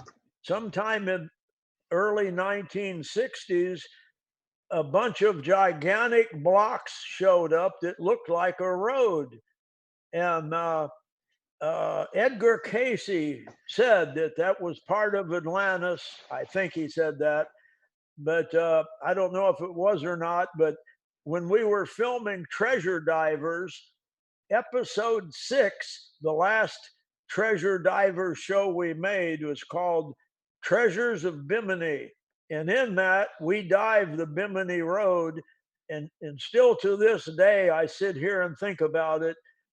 To me, it doesn't look natural. Now, a lot of people say, "Oh, that's just a natural formation that showed up." But if those things have really been laying there for more than 25,000 years, some of them are busted, but it it looks to me like those things were laid in there with a purpose. Right. They look like papers to me. Uh-huh. Like Let big me ones. let me interject here for a second. Hello, Aaron from GTO Vlogs. Everybody, there's still Flashing Your Pan, Flash Fam Special Volcanic Desert Gold Pay Dirt available at gtovlogs.com/store. Check out Aaron's stuff and Hey, channel. No, Brian, quit your counting, buddy. No guessing letters No guessing numbers or letters, please. or numbers. Yeah. Don't. Come on, lines are still open, people. Quit being Would so Captain Carl shy. consider coming back on your show and bring more treasure to show? Oh, I don't know. We'll have to ask him. Yeah. There you go.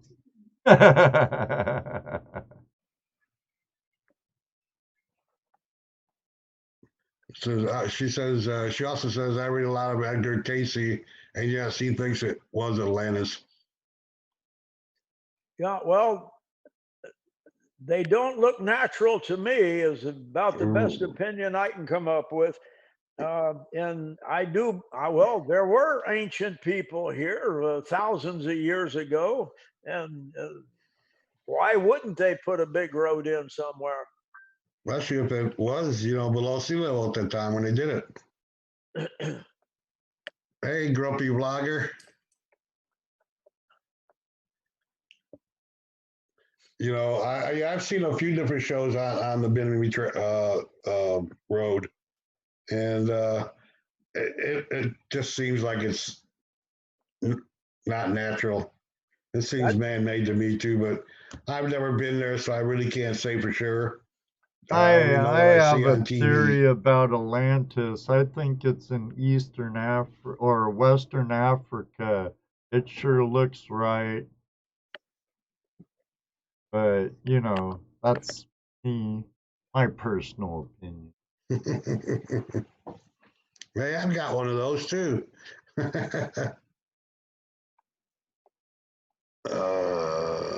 Some more questions on here. So, our lines are still open if anybody wants to come in and say hi. Captain Fizz. Well, I'll sure say hi to everybody. Hey, Mickey. Brian from American Gold Prospector wants to know if you drink rum, Captain. A lot. A lot. There you go. I certainly do. I normally have a drink sitting here with me, but I'm mostly on the radio. I didn't know we were actually going to be seeing each other here. Oh yeah, this is audio and video. Yes, sir. Yeah, this is high tech stuff. Yeah, I know. It's you, and I still can't get over a rotary dial, but you know, I'm getting used to it.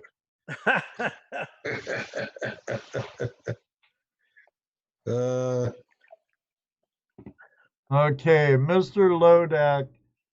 Kim, repost your question. I might have missed it. I missed it. Hey, Terry Carter, Terry Carter. digologist. Mr. Lodak says, Carl said he has lots of treasure stories. Let's play a game. Have him tell a story, and we will guess if it's true or not. Are you willing to play a game, Captain? Well, I'll try it. All right. Give me 1 second. I'm going to grab a prop and hold it up. Okay. Right. In the meantime, we'll say hello, digologist. How are you tonight? Digologist, Terry Yes. Carter, great seeing Terry you. Carter. Your Terry, channel's... you need to interview this dude. Okay. Oh, yeah. I brought my coin book. All right. Okay. Pop him up front. Pop him up front, Ed. He is up front. Oh, well, I can't Oh. see him. Oh, All right. I'm ready. All right. Now, tell me if you can see this.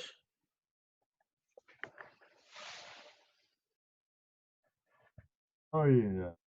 That's a coin. Can you see it? Yep. 1785? That was close. 1783. Oh, that's close. Yeah. Here's the flip side. Now that was the King Charles III of Spain, and of course this is called a milled edge coin. The Spanish started making these in 1732. So this coin, obviously sea salvage, you can see how rough it is. It's been in salt water. But the story is, if this coin would have reached the dock, the United States would only be about 1/3 as big as it is. Oh, True or false? Is that true or false, guys and gals? Think of the United States as only going like maybe from the Atlantic Ocean to Cincinnati, and then there ain't no more. That's as big as it is. We have 2 falses and 2 trues. True. Okay, mostly trues. That's true. Another false by Mr. Lodak. Sounds true. True. Probably. Okay, consensus is true with a few doubters.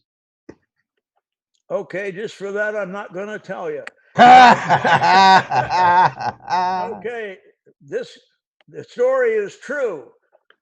This is called, the coin came from a ship called the El Cazador, that means the hunter. Sank in 1783 in the Gulf of Mexico, 300 and some feet, fairly deep water. The ship was going to be landing in New Orleans, and the money was going to be used to beef up the Spanish territories because Napoleon was trying to take over. Unfortunately, the ship sank, and so they had to put called the Louisiana Purchase up for sale. Napoleon couldn't get it, so a few years later, President Jefferson bought it, and then we had the Lewis and Clark expedition, and that's why the United States is as big as it is. If that boat would have reached the dock from about Ohio on over, it would maybe still be Spanish territory. Wow. Oh. This is known as the shipwreck that changed history. Well, that's How cool. Napoleon and Mexico built America. Yeah, and since lack of funds and a great lack of funds, there was over 500,000 coins on that wreck. So President Jefferson stepped up and bought them. I got another little tricky thing I never understood about this part of our history, and I'll give you another chance for true or false. The Lewis and Clark expedition had rifles that could fire 16 shots a minute. True or false? That's why no Indians ever attacked them. True. They were Okay. air rifles. Oh, you heard that story. Yeah. Well, now you've ruined it for the audience. Oh, I couldn't help it. I knew an answer. You know Yeah. how rare that happens? You know something? They had 3 of those, and every time Sacagawea would take them to different Indians, the first thing they did was demonstrate those air rifles, 16 shots a minute. And that just makes me wonder why we didn't have them in the Civil War. yeah, no doubt, huh? Well, I didn't know it until a friend of mine found an air rifle from late 1700s, which he gave it to me. And I started looking into it, and that's when I heard the story of Lewis and Clark. And That's the story I heard not too long ago, actually. yeah, Oh, wait. Oh, no. It wasn't from you. it might have been because I've been telling it. No, it might have been. Well, you might have heard that on Prospectors Radio when he was I the could guest have. there. No, I heard it somewhere else. Oh, There was a whole thing about it. Lewis and Clark. Yeah. I was watching something on Lewis and Clark. oh, okay. The wreck that changed history, and boy, did it. So Yeah, when was that wreck found? I'm trying to, maybe 20 years ago, a shrimp boat out of New Orleans found it. In fact, the name of the ship was the Mistake, and they brought a bunch of coin clumps up on deck, but they didn't know what they were, and the crew was kicking big clumps of coins through the scuppers and back into the water. Well, that was a pretty good story anyway. Yeah. So they didn't know what they were, huh? Yeah. Or So a couple of friends of mine actually did the most of the salvage work on it. That's why I've got about 100 of them here. It's just a neat piece of history to have, and they're really, they're not very expensive. But there's a Spanish piece of 8. It's a Spanish galleon shipwreck, and it changed the history. I would say that not just of the United States, but I'd say that was a gigantic change in history. yeah, big time. Imagine that. Yeah. Anyway, I've Our been buddy selling. Brian says he's got a bunch of those coins. Oh, well, there's a lot of them out there. Where can the people find your books at? Your website? Yeah. I have them up on my Facebook site all the time. They're also on Scuba Wise, but you spell Wise, Wize. That's a website, or on Facebook, or just you can message me on Facebook. And I have 3 of them now. The first one was called Uncharted Waters, and the second one was called Man Overboard. And those are a lot of treasure stories about the best guys I know in the business.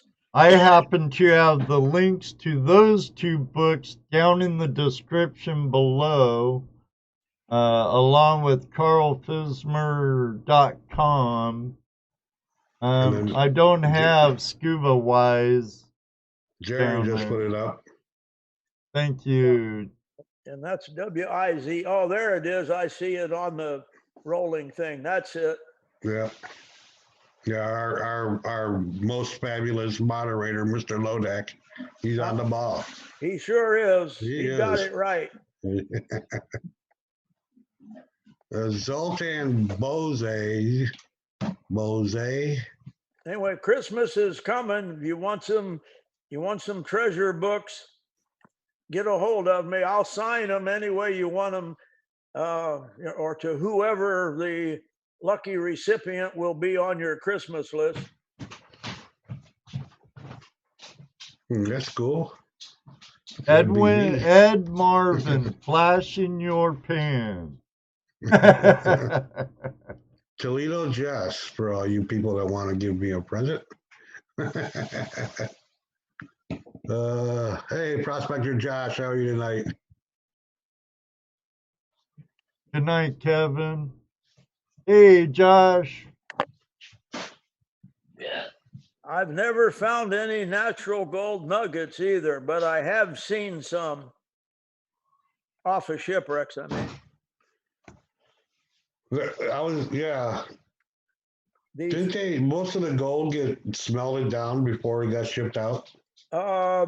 Yeah, most of it was, but a lot of nuggets. The most famous one is about in 1504, an admiral named Bobadilla led a fleet of 50-something ships, and the Spanish record says on one of them, it said a nugget about the size of a plate, maybe 14 inches or so around, a big nugget. Wow. They wrote it as big enough to eat off of. And that's how Jack figured about how big it sank. It's still somewhere out there. It sank real close to between Puerto Rico and the Dominican Republic, but it's in deep water. I'd like to find that one. Yeah, no kidding. Evo Gold Adventure says true. As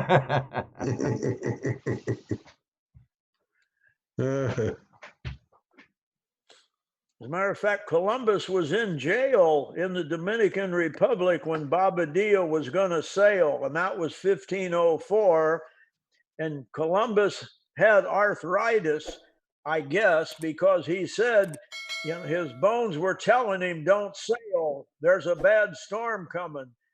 And Bobadilla hated Columbus.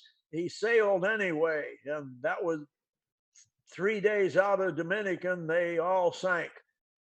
I got another question for you. Yeah. And the type of work that you do, what is your most common type of coin that you find, hammered or minted? The cob coins, the hammered pieces. Hammered? Yeah, they on in Sebastian, one of the 1715 wrecks sank there. They call it the cabin site because Kip Wagner, the original worker on the fleet, had a cabin on the beach there, and coins were washing in. I did good. I worked that one site. I picked up over 5,000 coins. Wow. So here's another, we're getting a bunch of questions now. Kim Bristol wants to know, how do hurricanes affect your treasure hunting? Well, quite well. There's a section called the Treasure Coast on the Atlantic side in Florida, and it stretches between Fort Pierce and Sebastian. About 35-40 miles long is the Treasure Coast. The best time to be out is when the storm's blowing right there, because there's times you can actually see the coins in the water, like in a washing machine. The guys are out there wearing their wetsuits, metal detectors, and picking coins up. And not too long ago, the local sheriff decided to block the bridges and not let anybody go over to the islands because it's too dangerous. But all the deputies were out there metal detecting. We've heard that story before, haven't we? Oh yeah, familiar. uh, Of course, right after a storm is good. Mark Littleton, one of the guys that working with me, he found a gold coin on the beach at Vero Beach. And remember when Irma went through? What was that, 2 years ago or a year? mhm. Yeah. Well, in some places, Irma brought sand with her and left it, and in other places, Irma took sand away. And there's a metal detecting club at Vero Beach, and I happened to be doing a show about 2 months after the storm, and I know all them club members, and two guys came in and threw 8 coins on the table, and 3 of them were screamers, big 8 reals, excellent condition. And I said, wow, you guys did good. I said, but how deep were those buried? He said, well, I got to the beach. I started to turn my machine on and I looked down and said, oh my goodness. And he got down and started picking them up. So sometimes you don't even need a metal detector. Kim says cocaine comes on shore in St. Augustine. I'm sure. What'd he say? Cocaine. Cocaine on, comes on shore. I see that. Well, it might. I don't know. You don't go looking for it, do you? No, I don't.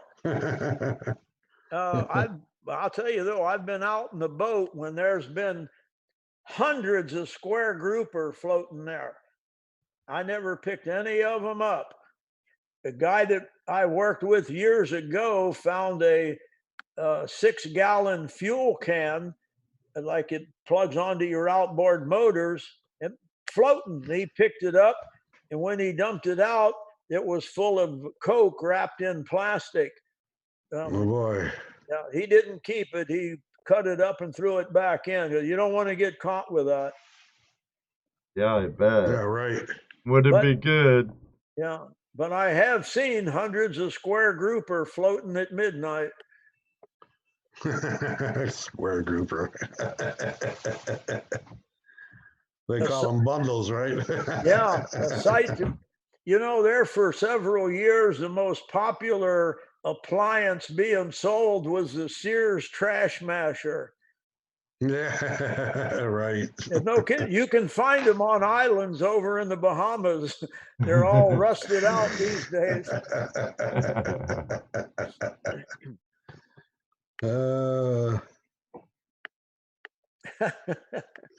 That's funny. Yes, it is. Well, I remember there was back in the, I want to say 80s or so, there was a big influx of bundles and square groupers washing up on shore. That's what constantly. I'm talking. Yes. Yeah. American Gold Prospectors was wondering, where's a good place to start for a beginner on the Treasure Coast? At No Tell'em Point. On the Treasure Coast, all the beaches between Fort Pierce and Sebastian are good. I've been on all of them. I've found coins on all of them. It's and plus some gold. And people ask me a lot of times, where's the best place they can go with a metal detector? And I give them, it is the Treasure Coast on the east coast of Florida. It's possible you could pick up that one coin that would auction off for $1 million. There's some of them on that fleet. If you remember back in 2015, the one group there hit a big hole with 396 gold coins in it. Ooh. 9 of those were royals, and one of them auctioned about 9-10 months ago, brought $450,000. But there are royals lost there that could be worth $1 million. And that's where I'd say the best place in the whole world to find stuff is the Treasure Coast of Florida. I'm surprised everybody there doesn't own metal detectors. A $1 million coin and some square groupers. Well, you'd have had to pick up a lot of them square grouper to get $1 million. I think back in those days, the wet ones were going for 4,000 to 5,000. I mean, I don't know that personally. I was gonna say, did you Rumor did you has it, research huh, that? Captain? You have to open them up and dry them out, lay them out in the sun. At least that's what somebody told me once. I forgot. Yeah, so I guess Brian's heading that way pretty soon. Yeah. I highly recommend it. Remember. And I'll let you keep 10% of anything you find. Hear that, Brian? Have you ever chased? Record every bit of it. Baby girl Mike from Baby Girl Mining was wondering, have you ever chased treasure from water to land? If you mean like in the water and swimming right up to the beach, yeah, some of the best things I've found have only been like in knee-deep water, and I wish they were out deeper. It's hard to work in knee-deep water. The surf is breaking. There's no visibility. I was metal detecting. I reached down once and grabbed a black sea urchin. I've still got his spine in my hand. I don't know if you can see that on there. Oh, black line? No, well, it's a black dot on my. Okay, yeah, right there. That's been in there for 44 years. Thanks. I hope that's what you meant, but right on the beach. If any storm comes through, it don't even have to be a hurricane. Your chances of finding stuff improve. Well, so just like surf, the better, huh? Natural disasters helps prospectors and treasure hunters. Well, that's good to know. Generally, down here, the hurricanes are actually good for Mother Nature. It's like it's like an enema. Mother Nature is starting over. The out with the out with old, the bad, in with the good. That's right.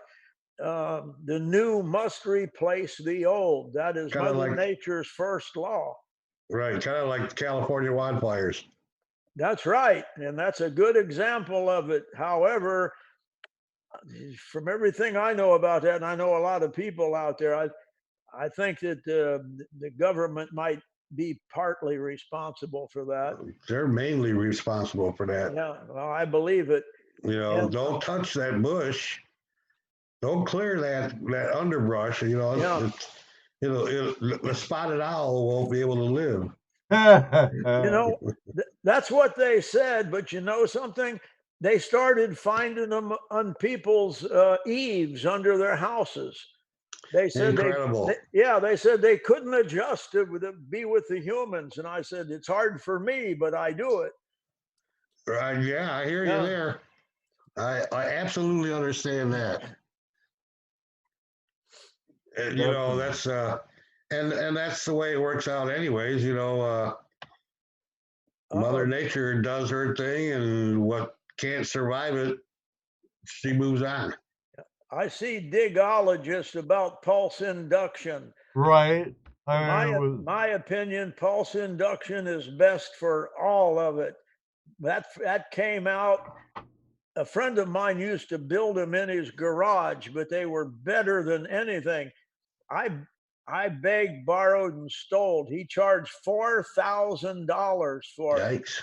But the first time I jumped in the water, I brought back 175 8s and 4s, 8 real and 4 reals. So was it worth it? Heck yes. Nice.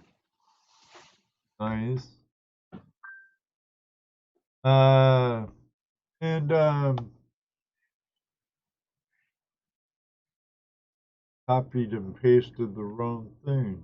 Oh, So there it is. on the beach itself, if you're out metal detecting on the beach, you don't have to report that or turn any of that in if you find, old lost treasure like that. That's correct. If you find it on the beach, and here's the rule: your shoes can't be wet. If you and that includes if the tide's low, you can go all the way to the low tide.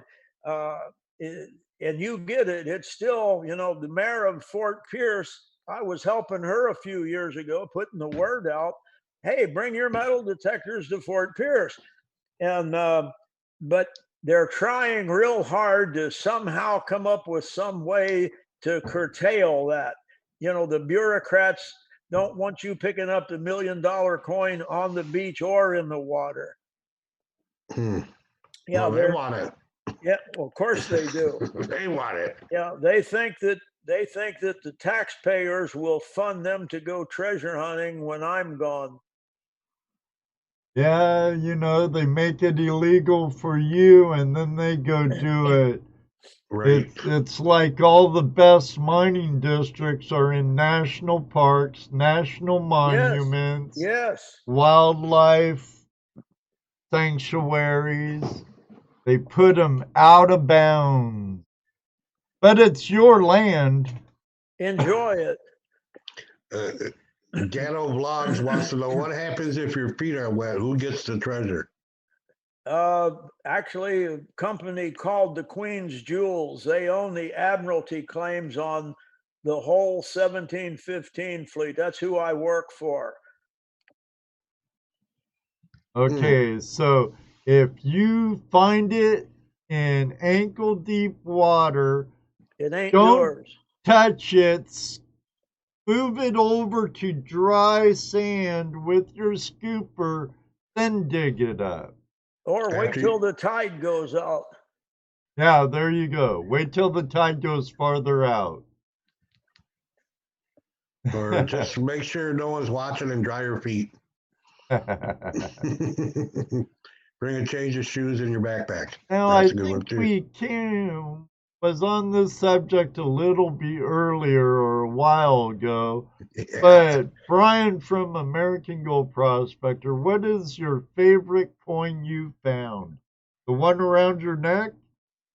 Well, yeah, it's just because I found this coin at Jack Haskins' house when I was cleaning it out after he passed. It was in a little blue drawstring bag in the back corner of a junk drawer. And it's the only coin Jack had from the conception. And it's a long, sad story, which it's in my books. Anyway, that's a long, sad story. And this was Jack's coin. And so there's no way I could get rid of it. So I'm wearing it. But Nice. I did myself personally find, a few thousand of these coins on the shipwreck this came from. The Conception, 1641. Man, Very what a cool. life. What a life. And what made you decide to move to Florida, and were you into this type of thing before you left Ohio? And I think I was when I was 8 or 9, maybe 10. I don't know. I was very young. With comic books on the back cover said, "Hey kids, win prizes, sell flower seeds."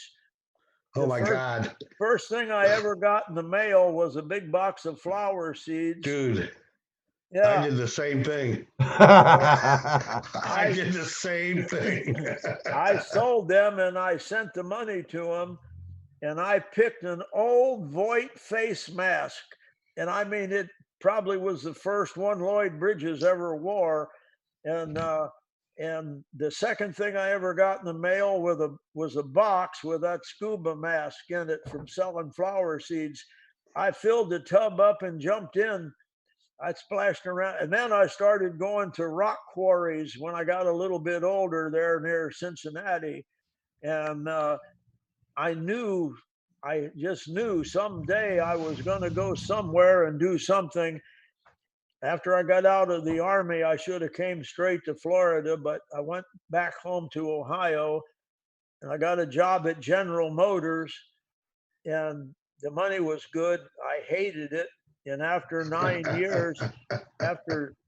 years, I just told my friends, I'm moving to Florida.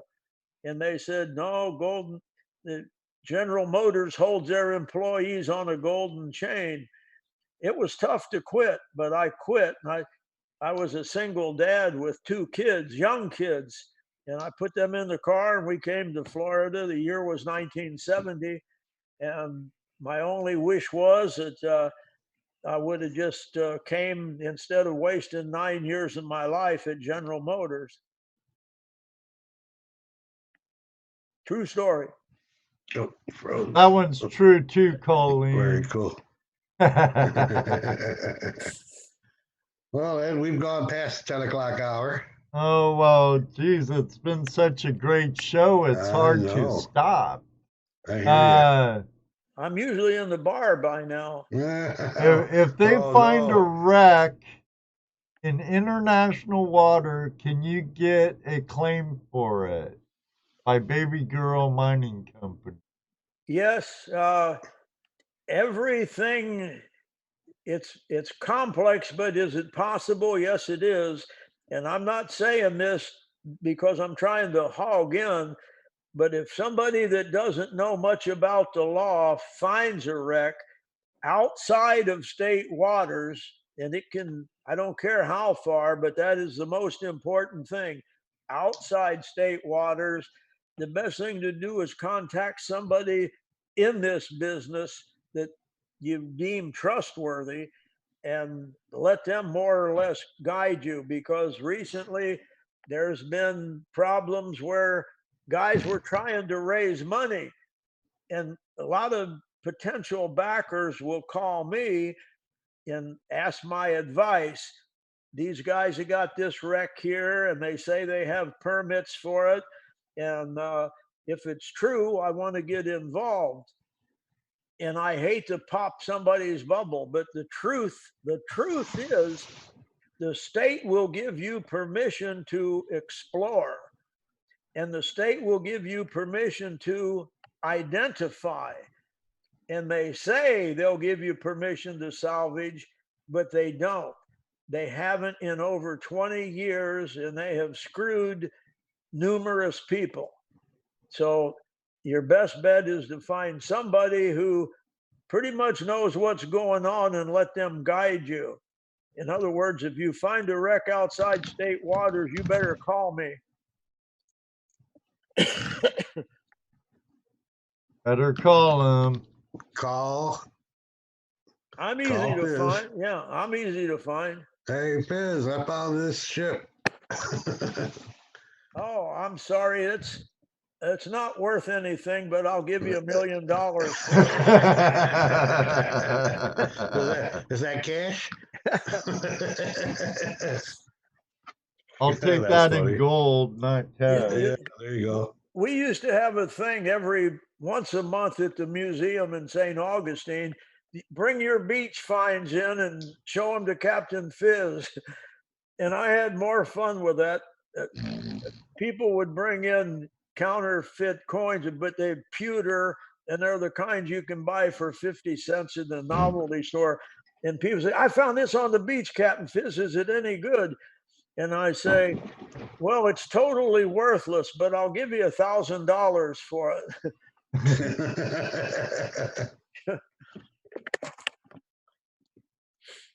So, okay, I got one for you. What have you ever had anybody play pranks on you? You got any? Well, they've tried to, yeah. Uh-huh. People, one guy down in the Keys, I was at a flea market just looking around, and he did like, hey, psst, come here. I come over. He dropped a coin in my hand, it was real silver, but it was counterfeit. The main thing I knew was that I know the guy that made that coin. The guy dropped it in my hand and he said, "There's a whole lot more of them out there." I just gave it back to him and said, "Well, good luck, Chief." I should have said, I almost said the guy's name that made it. But they were good, but they were not real. Yeah. No, I mean, like part of your crew, every crew's got a jokester, a guy that loves doing practical jokes on people. Jokes on the crew. Yeah. I guess, but most of the time we've been drinking, and I can't think of any right now. So you guys were more drinkers than jokesters, huh? Well, if I remembered, I'd tell you, but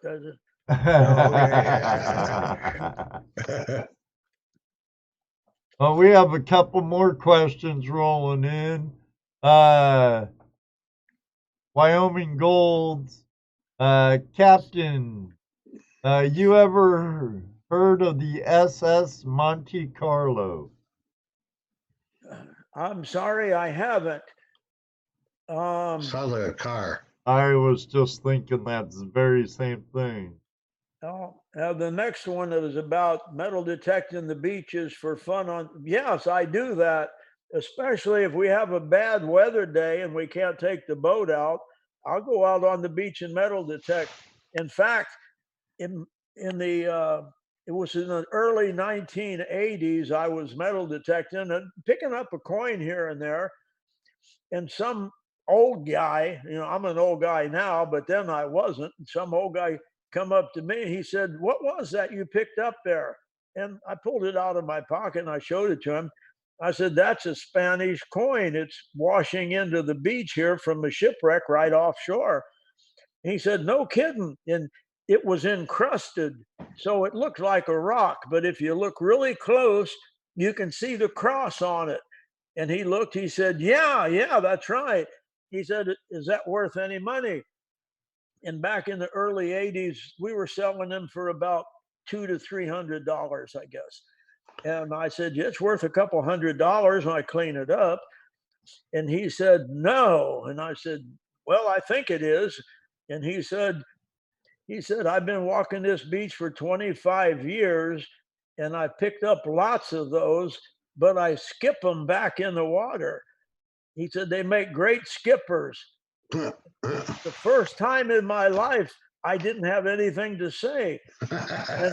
And I should have said, "Where exactly did you throw those in?" But that was, you probably heard that story, the old guy on the beach skipping, but this guy did it. But anyway, yes, I do on bad weather days. So we got an explanation of the SS Monte Carlo. What is it? It's a shipwreck off Coronado from the 1930s. Contains tons of silver, old gaming ship. Coronado, California, San Diego. Sorry. It was a gambling ship. Oh. Well, I've never heard of all the shipwrecks, but I guess that's quite possible. There is a place in the Keys.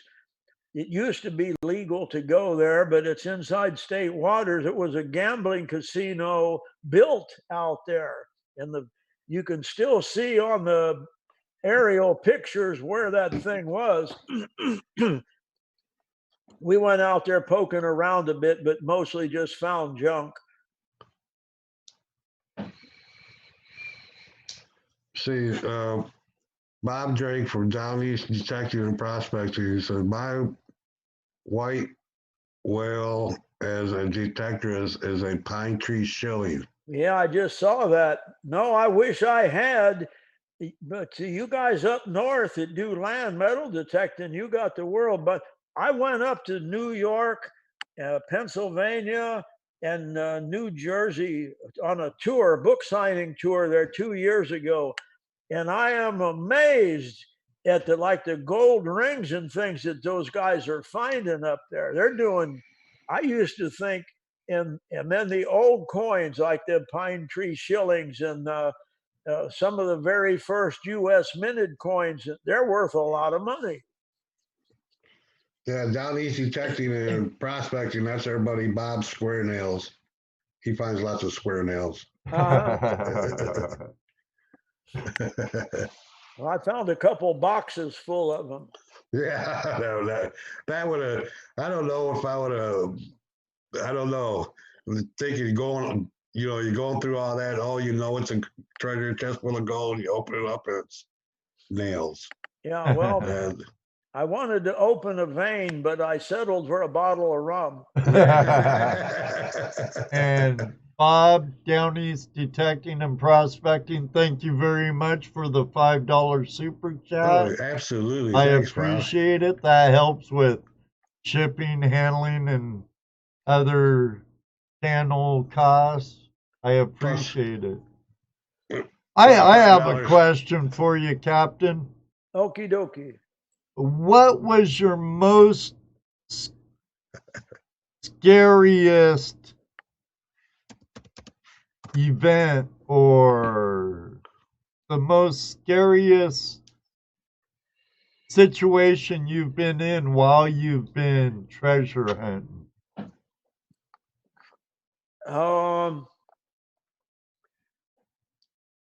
Well, I've had a couple of kind of deep water dives where the weather turned really bad and I'm on the bottom metal detecting and I saw my anchor flopping, jumping up and down and went right past me. That scared me real good. So I had to get to the surface pretty much fast as I could, chase down the boat, get on it. It's a 40-foot boat. Get on it, pull in the anchor, crank it up, and go back and look for my engineer who was also diving. And now the sky's overcast and the wind and rain is blowing like hell. And I just held it on a reverse course until I thought I might be near where he is. And then sure enough, I could hear him yelling. So I picked him up. That was a close call. It's not often you get to see your anchor bouncing past you. Probably not a sight you want to see either, though. That was correct. I said, Yeah. I hope I didn't really see that, and I haven't been drinking. That was in 1996 off Great Inagua in the Bahamas. I had 3 boats. I lost 2 of them and seriously damaged the third one. Broke my arm, broke my nose. But the bottom line was we saved a boatload of Haitian people that would have been dead otherwise. American Gold Prospectors, he says he'd love to share a bottle of his homemade rum with the captain sometime. I accept. Look him up when you're down in Florida in January, Brian. I'm easy to find. Facebook. We've met Brian. Brian's a cool dude. He's fun to be around. Yeah, Brian's a really great guy. I haven't really met anybody in the treasure detector world. I haven't met one person I would have said was a, everybody I meet is nice. And there's thousands of them in Texas, and I like all of them. Usually you could pick 1 or 2 out and say, oh, that guy's a butt, but I've never met anybody that I didn't like that had a metal detector. Or a gold pan. Yeah, that too.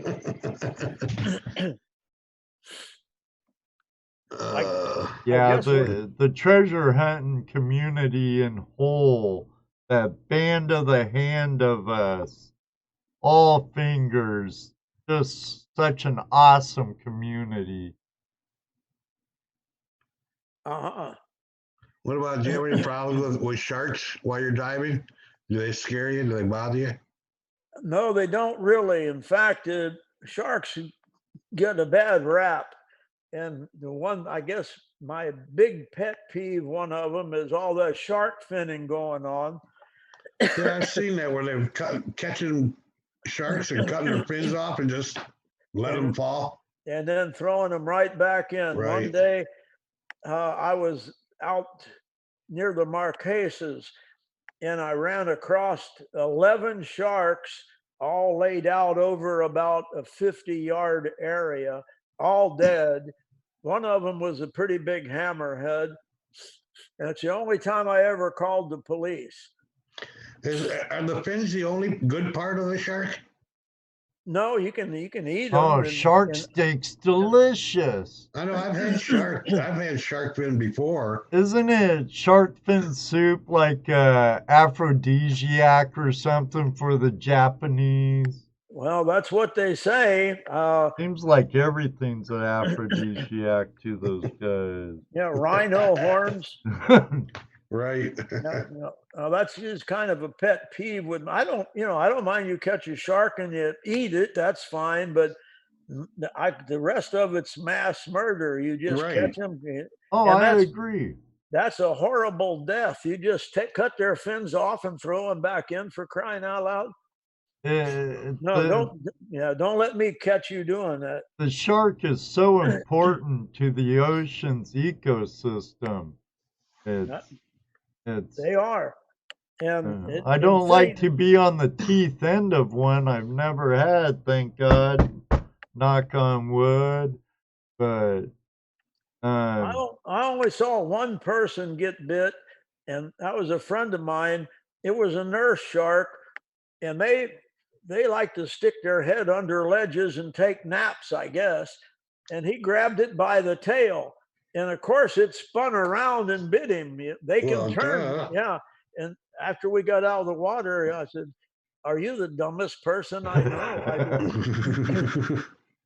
And usually those nurse sharks won't bite you unless like you step on them or they usually just kind of try to stay away from you. Or you grab their tail when they're taking a nap. Yeah. Oh, they're like a lot of venomous snakes. They're not out looking for man to bite man, Yes. They do it because they feel threatened, or you spook them and do something stupid, or grab it by a tail, and That's pretty stupid. I've been in the water with thousands of snakes during mating season, and they're all deadly poison. In fact, the whole story's in my books, but it was to the point where I had to stand on the edge of the boat and wait for a swell to come up, and it would open up a hole in the snakes, and I could jump through it. That is a true story. Wow. I mean, I wouldn't have done it if I was here home, but we were thousands miles away, and it's do or die, and we got a lot of money riding on this. But they were totally non-aggressive, but the book on them said only aggressive during mating season, which is what they were doing. Yeah, and I said, oh boy, but no, we all dove that day. Yeah, they were aggressive, trying to get their hoo-ha on. Yeah, they wanted to do the wild thing. Yeah. Don't be rude to sharks. Can you mention the captain's book again? How many books do you have out, Fizz? Number 3 just came out. The first mailing was yesterday. It's called Time Ranger. It's a story of Jack Haskins, in my opinion, the best man in this business. Not that a lot of other guys aren't great, but Jack, somebody has to stand out, and it's Jack. The luckiest thing that ever happened to me was I worked with him for 32 years. Can you see that? Yep. Yeah. That's Time Search on Ranger. Jack Haskins. Yeah, and that's Jack on the cover, taken while he was in the Archive of the Indies in Seville, Spain. There's over 300 years of Spanish galleon shipping records, and Jack has a stack of them in front of him right there. And friends, this can be your book for the low, low price of $20. Just And where can you get that at? you can contact me on Facebook or www.scubawize.com and carlfismer.com. In fact, I don't think Time Ranger's even on there. The other books are on there. This one, like I said, just yesterday. So I'm going to start spreading it out on Facebook and my other sites. No, they can just contact you private message on Facebook. Yeah, you can do that. Okay, cool. And so you said 3 of them. That was one. What was the other 2? Yeah, I have the first one I wrote was this one right here. Can you see it? Uncharted Waters: The Life and Times of Captain Fizz. I'll have the link down in the description below for all 3 books. Yeah, there you go. And Jaren's got it up. Scuba Wise. Here's number 2, Man Overboard. Captain Fizz and the Treasure Biz, huh? And that's about the business itself? Yes, and they have treasure stories, and this comes with a DVD in the back. Oh, cool. Yeah, if you get tired reading, pop that in, and you'll hear me and Sam Milner as we're drinking rum and telling stories. Oh, cool. All links are available also down in the description. If you don't mind helping out the channel a little, those are affiliate links. Or you could go to the link in the chat now to Scuba Wise. Sorry, Captain. And Charlie Reiser, thank you very much for the $9.99 super chat. Phenomenal episode. I agree. You bet. Phenomenal guest. And let me say hello to Heavy Metal Detective Bostic. Welcome. Welcome, damn prospecting perverts. What? Oh, well, he came in. He logged in right at getting their hoo-ha on is when he came in. Hello, Anthony T-Bone. Anyway, the books, if you want them for Christmas, please get them now because that's next month, and I'm a one-man operation. So I can get them to you insured mailing in time for Christmas, but please, if you're going to, do it quick. I can sign them anyway to whoever you want me to sign them to. Cool. I have to put my order in. Yeah, me too. Of course, I'm on a fixed income, so I got to wait till next week. And they're all on Amazon too. Oh, okay, cool. Yeah.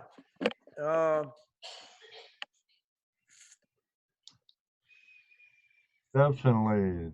This has great show. I don't want it to end. But I know you have things to do, Captain. What do you say? One more question. Go ahead. How about one more question from our buddy Down East Detecting and Prospecting? Okay. If Captain Carl could go back to the beginning, what would he do different? Oh, that sounds like a long answer. Well, I would buddy up to Jack Haskins a lot faster than I did. It was, I had been in the business maybe about 8 or 9 years when I met Jack, and he had, I knew who he was, but he didn't know who I was. But he was working with a man named D.L. Cheney, and D.L. was a great treasure hunter. Those two guys had the biggest hit of gold coins on the 1733 fleet, real good ones. And anyhow, D.L. Cheney, I met him and he liked me and he asked me to start working on his boat. And I said, heck yeah, because I knew Jack Haskins was working with him. So Jack told D.L. Cheney, he said, don't educate him. You're only training the competition, which was true. And Jack didn't like me very much. But when D.L. Cheney died, that was about 82. Yeah. And Jack came to me and said that he didn't have any lease to work on the 1715 fleet. And I said, well, Jack, you don't need one. I have one and you can work on my boat with me. And he said, well, what do you want me to do? And I said, what do I want you to? You're Jack Haskins. What do you want me to do? And then 83, we had like the best year ever. There's pictures of Jack sitting at my kitchen table with 1,200 coins. And so that we worked together, him and me, and we did good. And then division time came up. And we're at my house and taking pictures, of course. That's 1,200 coins. And I said, okay, Jack, you get first pick. Jack kept meticulous records. He pulled his papers out and said, well, I get 175 8 reals and I get 54 reals and just down the list. And I said, okay, pull them out. And he starts pulling out of the pot what he had coming. Division Day is the best day ever for treasure hunters. Division Day. That's when you get the treasure. And so I said to Jack, I said, are you happy with that? And he said, yes. And then I pushed another pile in front of him into his pile. And I said, that's a bonus. I said, Jack, we would not have done nearly this good if you hadn't have been with us. And he looked at me and he said, you're the first guy that never me. And you can fill in any word you want for the part. And that way, and Jack and I, that was it. We were together for 32 years. And now it's Jack Haskins calling me up, saying, hey, Fizz, I got a line on a payroll ship down. Okay, Jack, let's go. And that's how I got the best guy in the business, and not just being a friend, but actually calling me with treasure stories. Wow. Nice. If you never read another treasure book, you should find out about Jack, because he never tried to hog publicity. Never did. If he had, he'd be as famous as everybody. Yes, I try to hog publicity, but I don't do it because my ego needs a boost. When Mel Fisher started in Florida in the 1960s, the coin I'm wearing around my neck is 8 real. Mel was selling those for $5 a piece. Wow. And by the time Mel left us, he was getting 3,500 a piece. Now, and people were happy to have pictures with Mel and take. So, yes, I said, I would like to sell these coins for $3,500, but I want people to like me when they buy them instead of hate me when they find out they could have got them cheaper. So, yeah, I'm a publicity hog. I've been on 24 magazine covers. I've made a lot of TV stuff. I do a lot of appearances, but that's because before I leave this world, Mel had a PR lady named Bleth McKaylee, and she was part of the reason why Mel got in every newspaper, every magazine, all the TV, all the news. They made a movie about Mel with Dale Roberts. Yes, and the pygmies in Africa know who Mel Fisher is. And that's where I would like to get before my time comes here to the end. And that's why I do what I do. That's why I'm probably right here now talking to you. I tell you what, I feel honored that you're here with us. If you, same here, if you feel like visiting your home state here in May, The 2nd and 3rd of May, the GPAA is having a Golden Treasure show in Columbus. Uh-huh. I assume they'll be advertising it. Oh Oh, yeah. yeah. Well, somebody can shoot that onto my Facebook. We're going to be working the fleet, but now that I've got Mark Littleton and Bradley Williamson, and we're going to have one or two other guys floating in and out with us, I might be able to get away for a couple of days. It's a maybe. Well, here, I'll shoot you a invitation right now. Almost. Almost. Right, Yeah, that would be cool to meet you there because right we now. we typically, the three of us, Daniel's not with us tonight, but the three of us and a few other people worked a painting booth, a demonstration booth Yeah. at the gold shows. That's Uh-huh. that's where we would be. You know. Yeah, well, I've been to lots of shows. The biggie in the dive business is called DEMA, DEMA, Dive Equipment Manufacturers Association. Right. I did that for at least 20 straight years, and then when I just burned out on it. But I'm going to go back this year one more time, and the Scuba Wise thing is taken off. The people will. I think the price is $360 for one whole day, but it includes classes, questions and answers, hands-on stuff, and 2 dives on 2 different Spanish galleons from the 1733 fleet, where you can actually see how that wreck lays out. We have a 12-foot cannon that from the San Jose, the thing coming down off of a big, maybe 20, 30-foot wave, and the cannon broke loose and shot right through the gunnel, just ran right through it and landed on top of a coral head in the firing position. That's the best photo op in the ocean. We've had I take hundreds of people there just to get their picture taken at that cannon. And I tell them, I said, be careful, that's loaded. But I'll tell you how, in the history of it, that cannon landed on that coral head when President George Washington was 1 year old. Wow. Wow. Wow.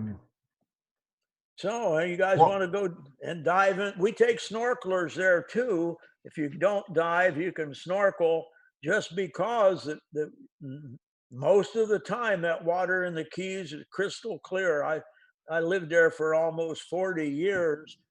I dove a lot. Jack and I dove a lot in the Keys, and if I'd have known people would pay me to take them out there, I'd have started that. Millionaire by yes, now. I would. I'd have done that 40 years ago. And you wouldn't have to deal with the government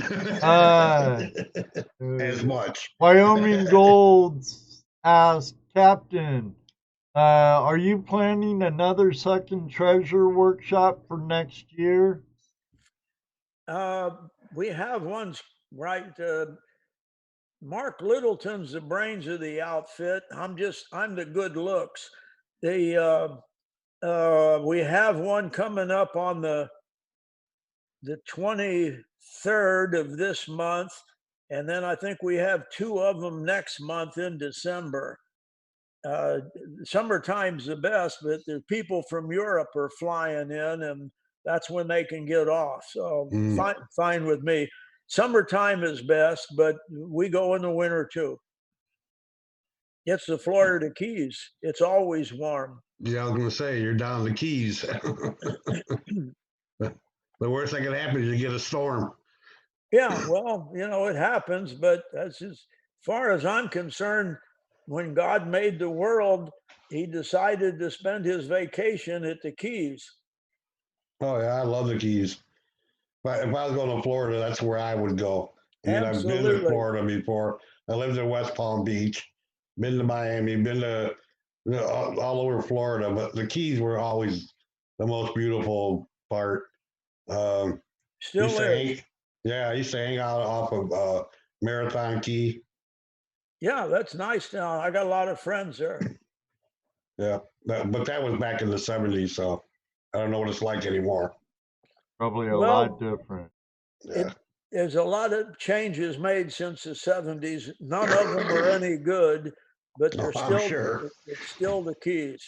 Yeah. Yeah. Fun place. They don't call it the Treasure Coast for nothing. Above and beyond drones, how are you tonight? There's an Australian friend there. Uh-huh. I have a lot of Facebook Australian friends. The guy I worked for in Panama was from Australia. We worked at San Josef down there, and a great wreck. There's where you want to go find some nuggets now. I believe it. Hey, Ohio Relic Hunter, how's it going, Bill? We got more people coming in. They're surprised we're still on.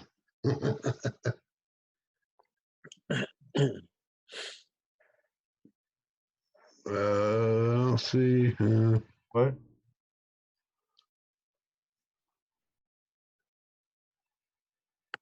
Where's the mounds in Ohio? I remember as a little boy that was an Indian place, and if you look Snake? from it looks like a snake. Yes, those Yeah, are that's down by Chillicothe, isn't it? Right. Or yeah, in between Cincy and Chillicothe? somewhere in that area, I believe. I can remember I went there as a little kid, I don't know, maybe 10. It was interesting. I remember seeing them behind the glass. They had a Oh, Oh, yeah. they're in Picowa, Newark, and Serpent Mound in Picowa. I thought they were farther south. huh. Wow. They're that close and I've never been to them? Yeah, same here. Damn, that's less than that's a day trip. Yeah, it is. Yeah, We'll have to go there. I remember that. I see Jelly Bear got married in Isla Mirada. Wish you lived there. I wish I lived there. I did live there. Strangely enough, when I was living in Isla Mirada, George Bush #1 was my next door neighbor. Yeah. Brian's really wanting to know if he could dredge off the beach with the suction dredge on the Treasure Coast. But remember, Brian, it'd be below low tide water line. So it would belong to the Admiralty, wouldn't it? Did he say in the Keys? No, Treasure Coast. Treasure Coast. No. In fact, you'd attract a lot of unwanted attention. Yeah, I can see you dragging your 4-inch dredge down there on the beach. Oh, Pibsley, Ohio, however that's pronounced. Peebles. I forgot. I remember when I moved to Florida, my mom was worried about the hurricanes, and a year later, the tornado took Xenia, Ohio, off the map. Oh yes. You guys remember that? I remember that, Xenia. That's been 71, I think. Yeah, somewhere in the early 70s. Yeah. Oh yes, I remember. I remember the car I had then. God. What my mind thinks of sometimes. Yeah. Amazing. Oh, I'd love to have you back sometime, Captain, in the future. Sure. I know I kept you about an hour longer than I said I would. But geez, it's been too good of a show, really. No kidding. I've It's fun. I've been loving the stories and everything. It's been awesome having you. Yeah, well, we can do it again. Oh, that'd be great. It'll be a little more prepared for you this time. That's time. right, Bob. Fizz is Uh-huh. the treasure himself. Yeah, you bet. Yeah, what's odd is that last year I was at that show in Texas. I was a guest speaker. And sure enough, I'm out there. A guy raises his hands. I said, yeah. He said, hey, you know something, Fizz? He said, you're just about the last of the old timey guys. And I said, well, thank you for pointing that out. Thanks for letting me know what I already know. Yeah, it's on my mind every day. Who's gone today? Well, they're all gone but you. Oh, man. So I don't know if Terry Carter's still in the room or not. I don't know. Terry Carter, he does interviews with a lot of the old treasure hunters from out west, Utah, out that way. But he records these, and he's doing this so that these stories remain, so they don't get lost.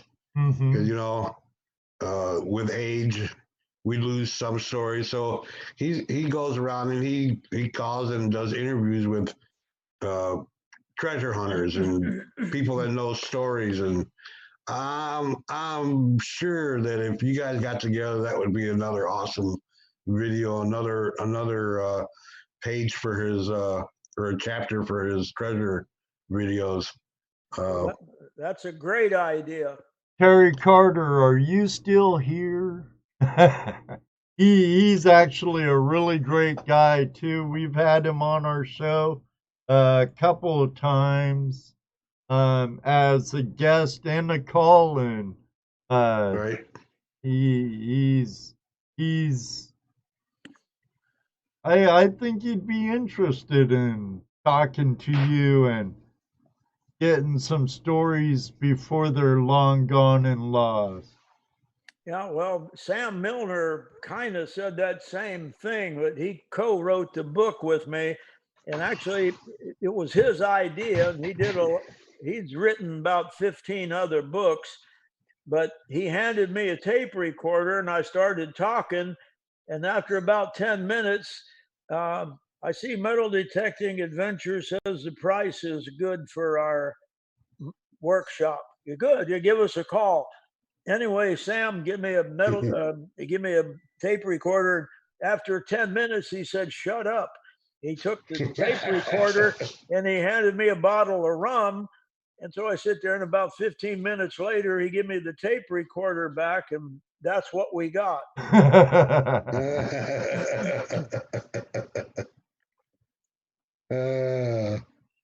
Yeah, but I think that would make a good interview for him.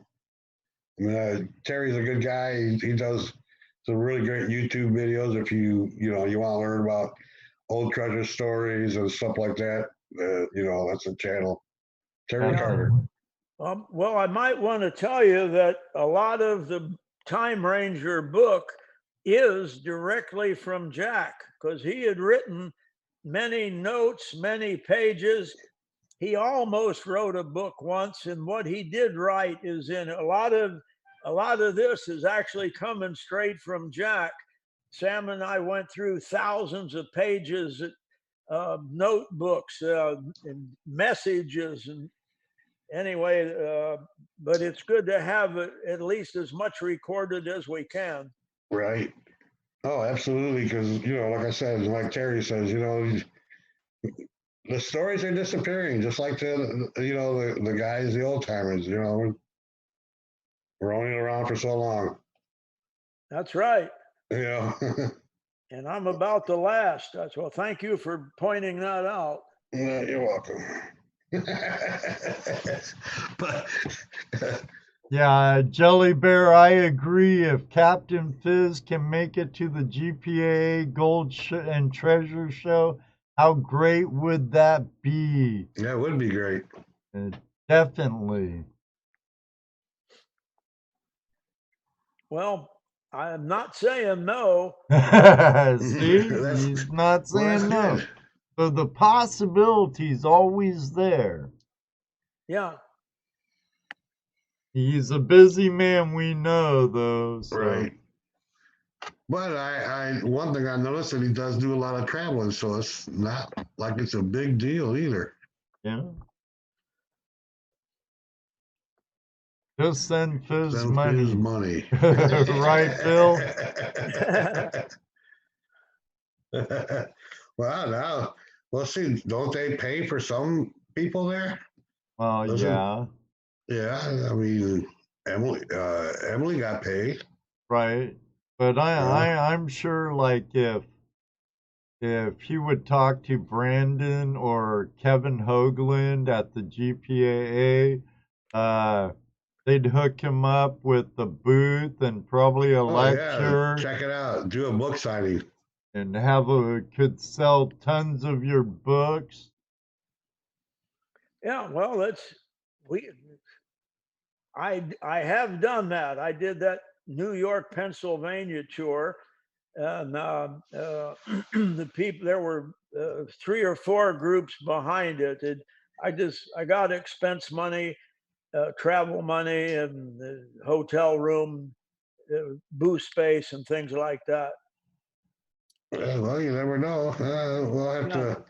We'll have to talk to Kevin. Yeah. Hit him up. Get Tim to hit him up. Yeah, I enjoyed the show when you were on Gold Prospectors Space radio show a few weeks back. That was a good show. Well, it was 2 weeks back. That was quite a while. I got a hold of Carl like the very next day after that show. That's right. Yeah, I remember that. I'm like, yeah, we need him on. Absolutely. Definitely. Well, I tell them other guys, I said, when your ratings are low, get Fizz on the show. I like. Hey, absolutely. Hey, that's pretty good. I like you that. like that. Yeah. Write that down. Definitely. Yeah, I like that idea of a book signing there. That would be kind of cool. Yeah, I bet you they're into all types of treasure. I know Kevin Hoagland knows who you are. Yeah, hit while the iron hot. Definitely. Oh, I'm sorry, but I do need to cut it. Get this wrapped up. Fizz. I gotta wake up early in the morning and pour some concrete. Joy. Oh, better you than me. Yeah. I love being retired. One day, Jesse, one day.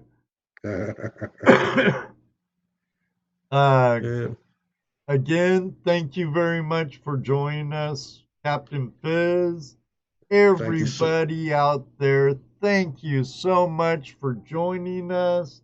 Thank you to all the super chatters, Not a Great Gamer, Down East, Detecting and Prospecting, Risers, Treasure Hunting Emporium, Yukon Cornelius.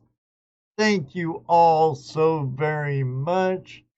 Everybody, all the Flash fam, I really appreciate you being here every week. I love Tuesday nights, and you're the reason why. Benzo says he's waiting for part 2 already.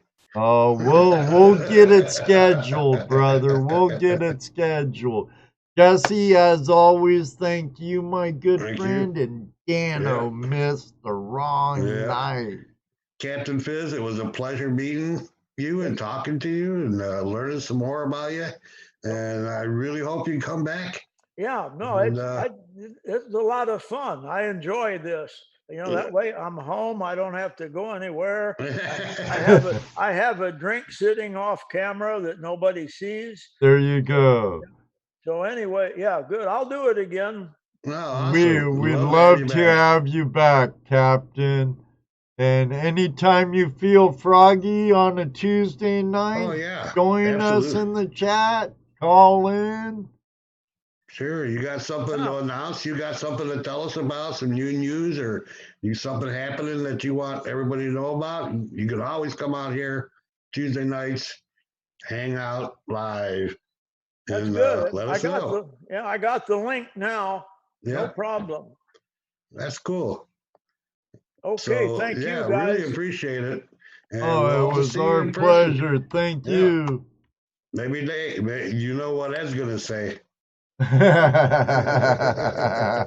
Yeah, on that note, everybody, thank you. And until next week, and you always have a flash in your pan. And I already said it. Yeah, you did. Maybe one day, too, you'll meet us on the river, the beach, maybe a boat. Good night, never know. everybody. Thank Night, you for everyone. joining us.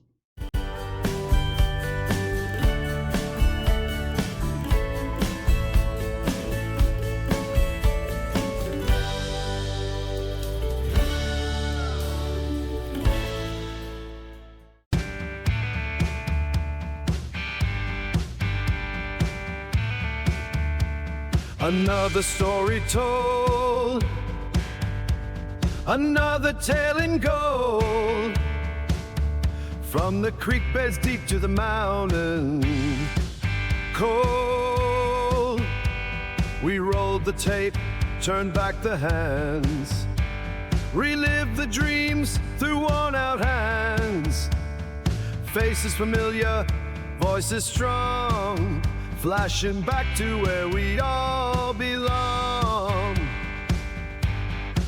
So until we strike the stream again, with pick and pan and grin and friends, we'll keep the fire burning bright, Tuesday nights in golden light.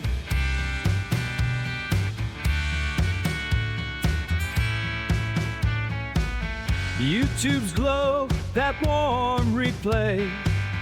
Legends live another day.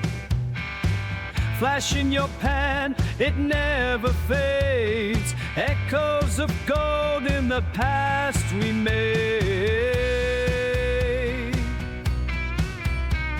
The guess, the laughs, the claims stay truth.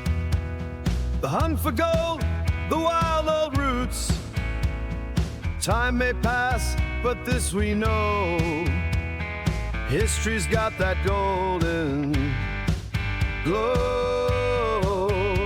So raise a glass to memories, dredged up from their flashback streams. We'll be back, just wait and see, on Tuesday night, Hangout, live history.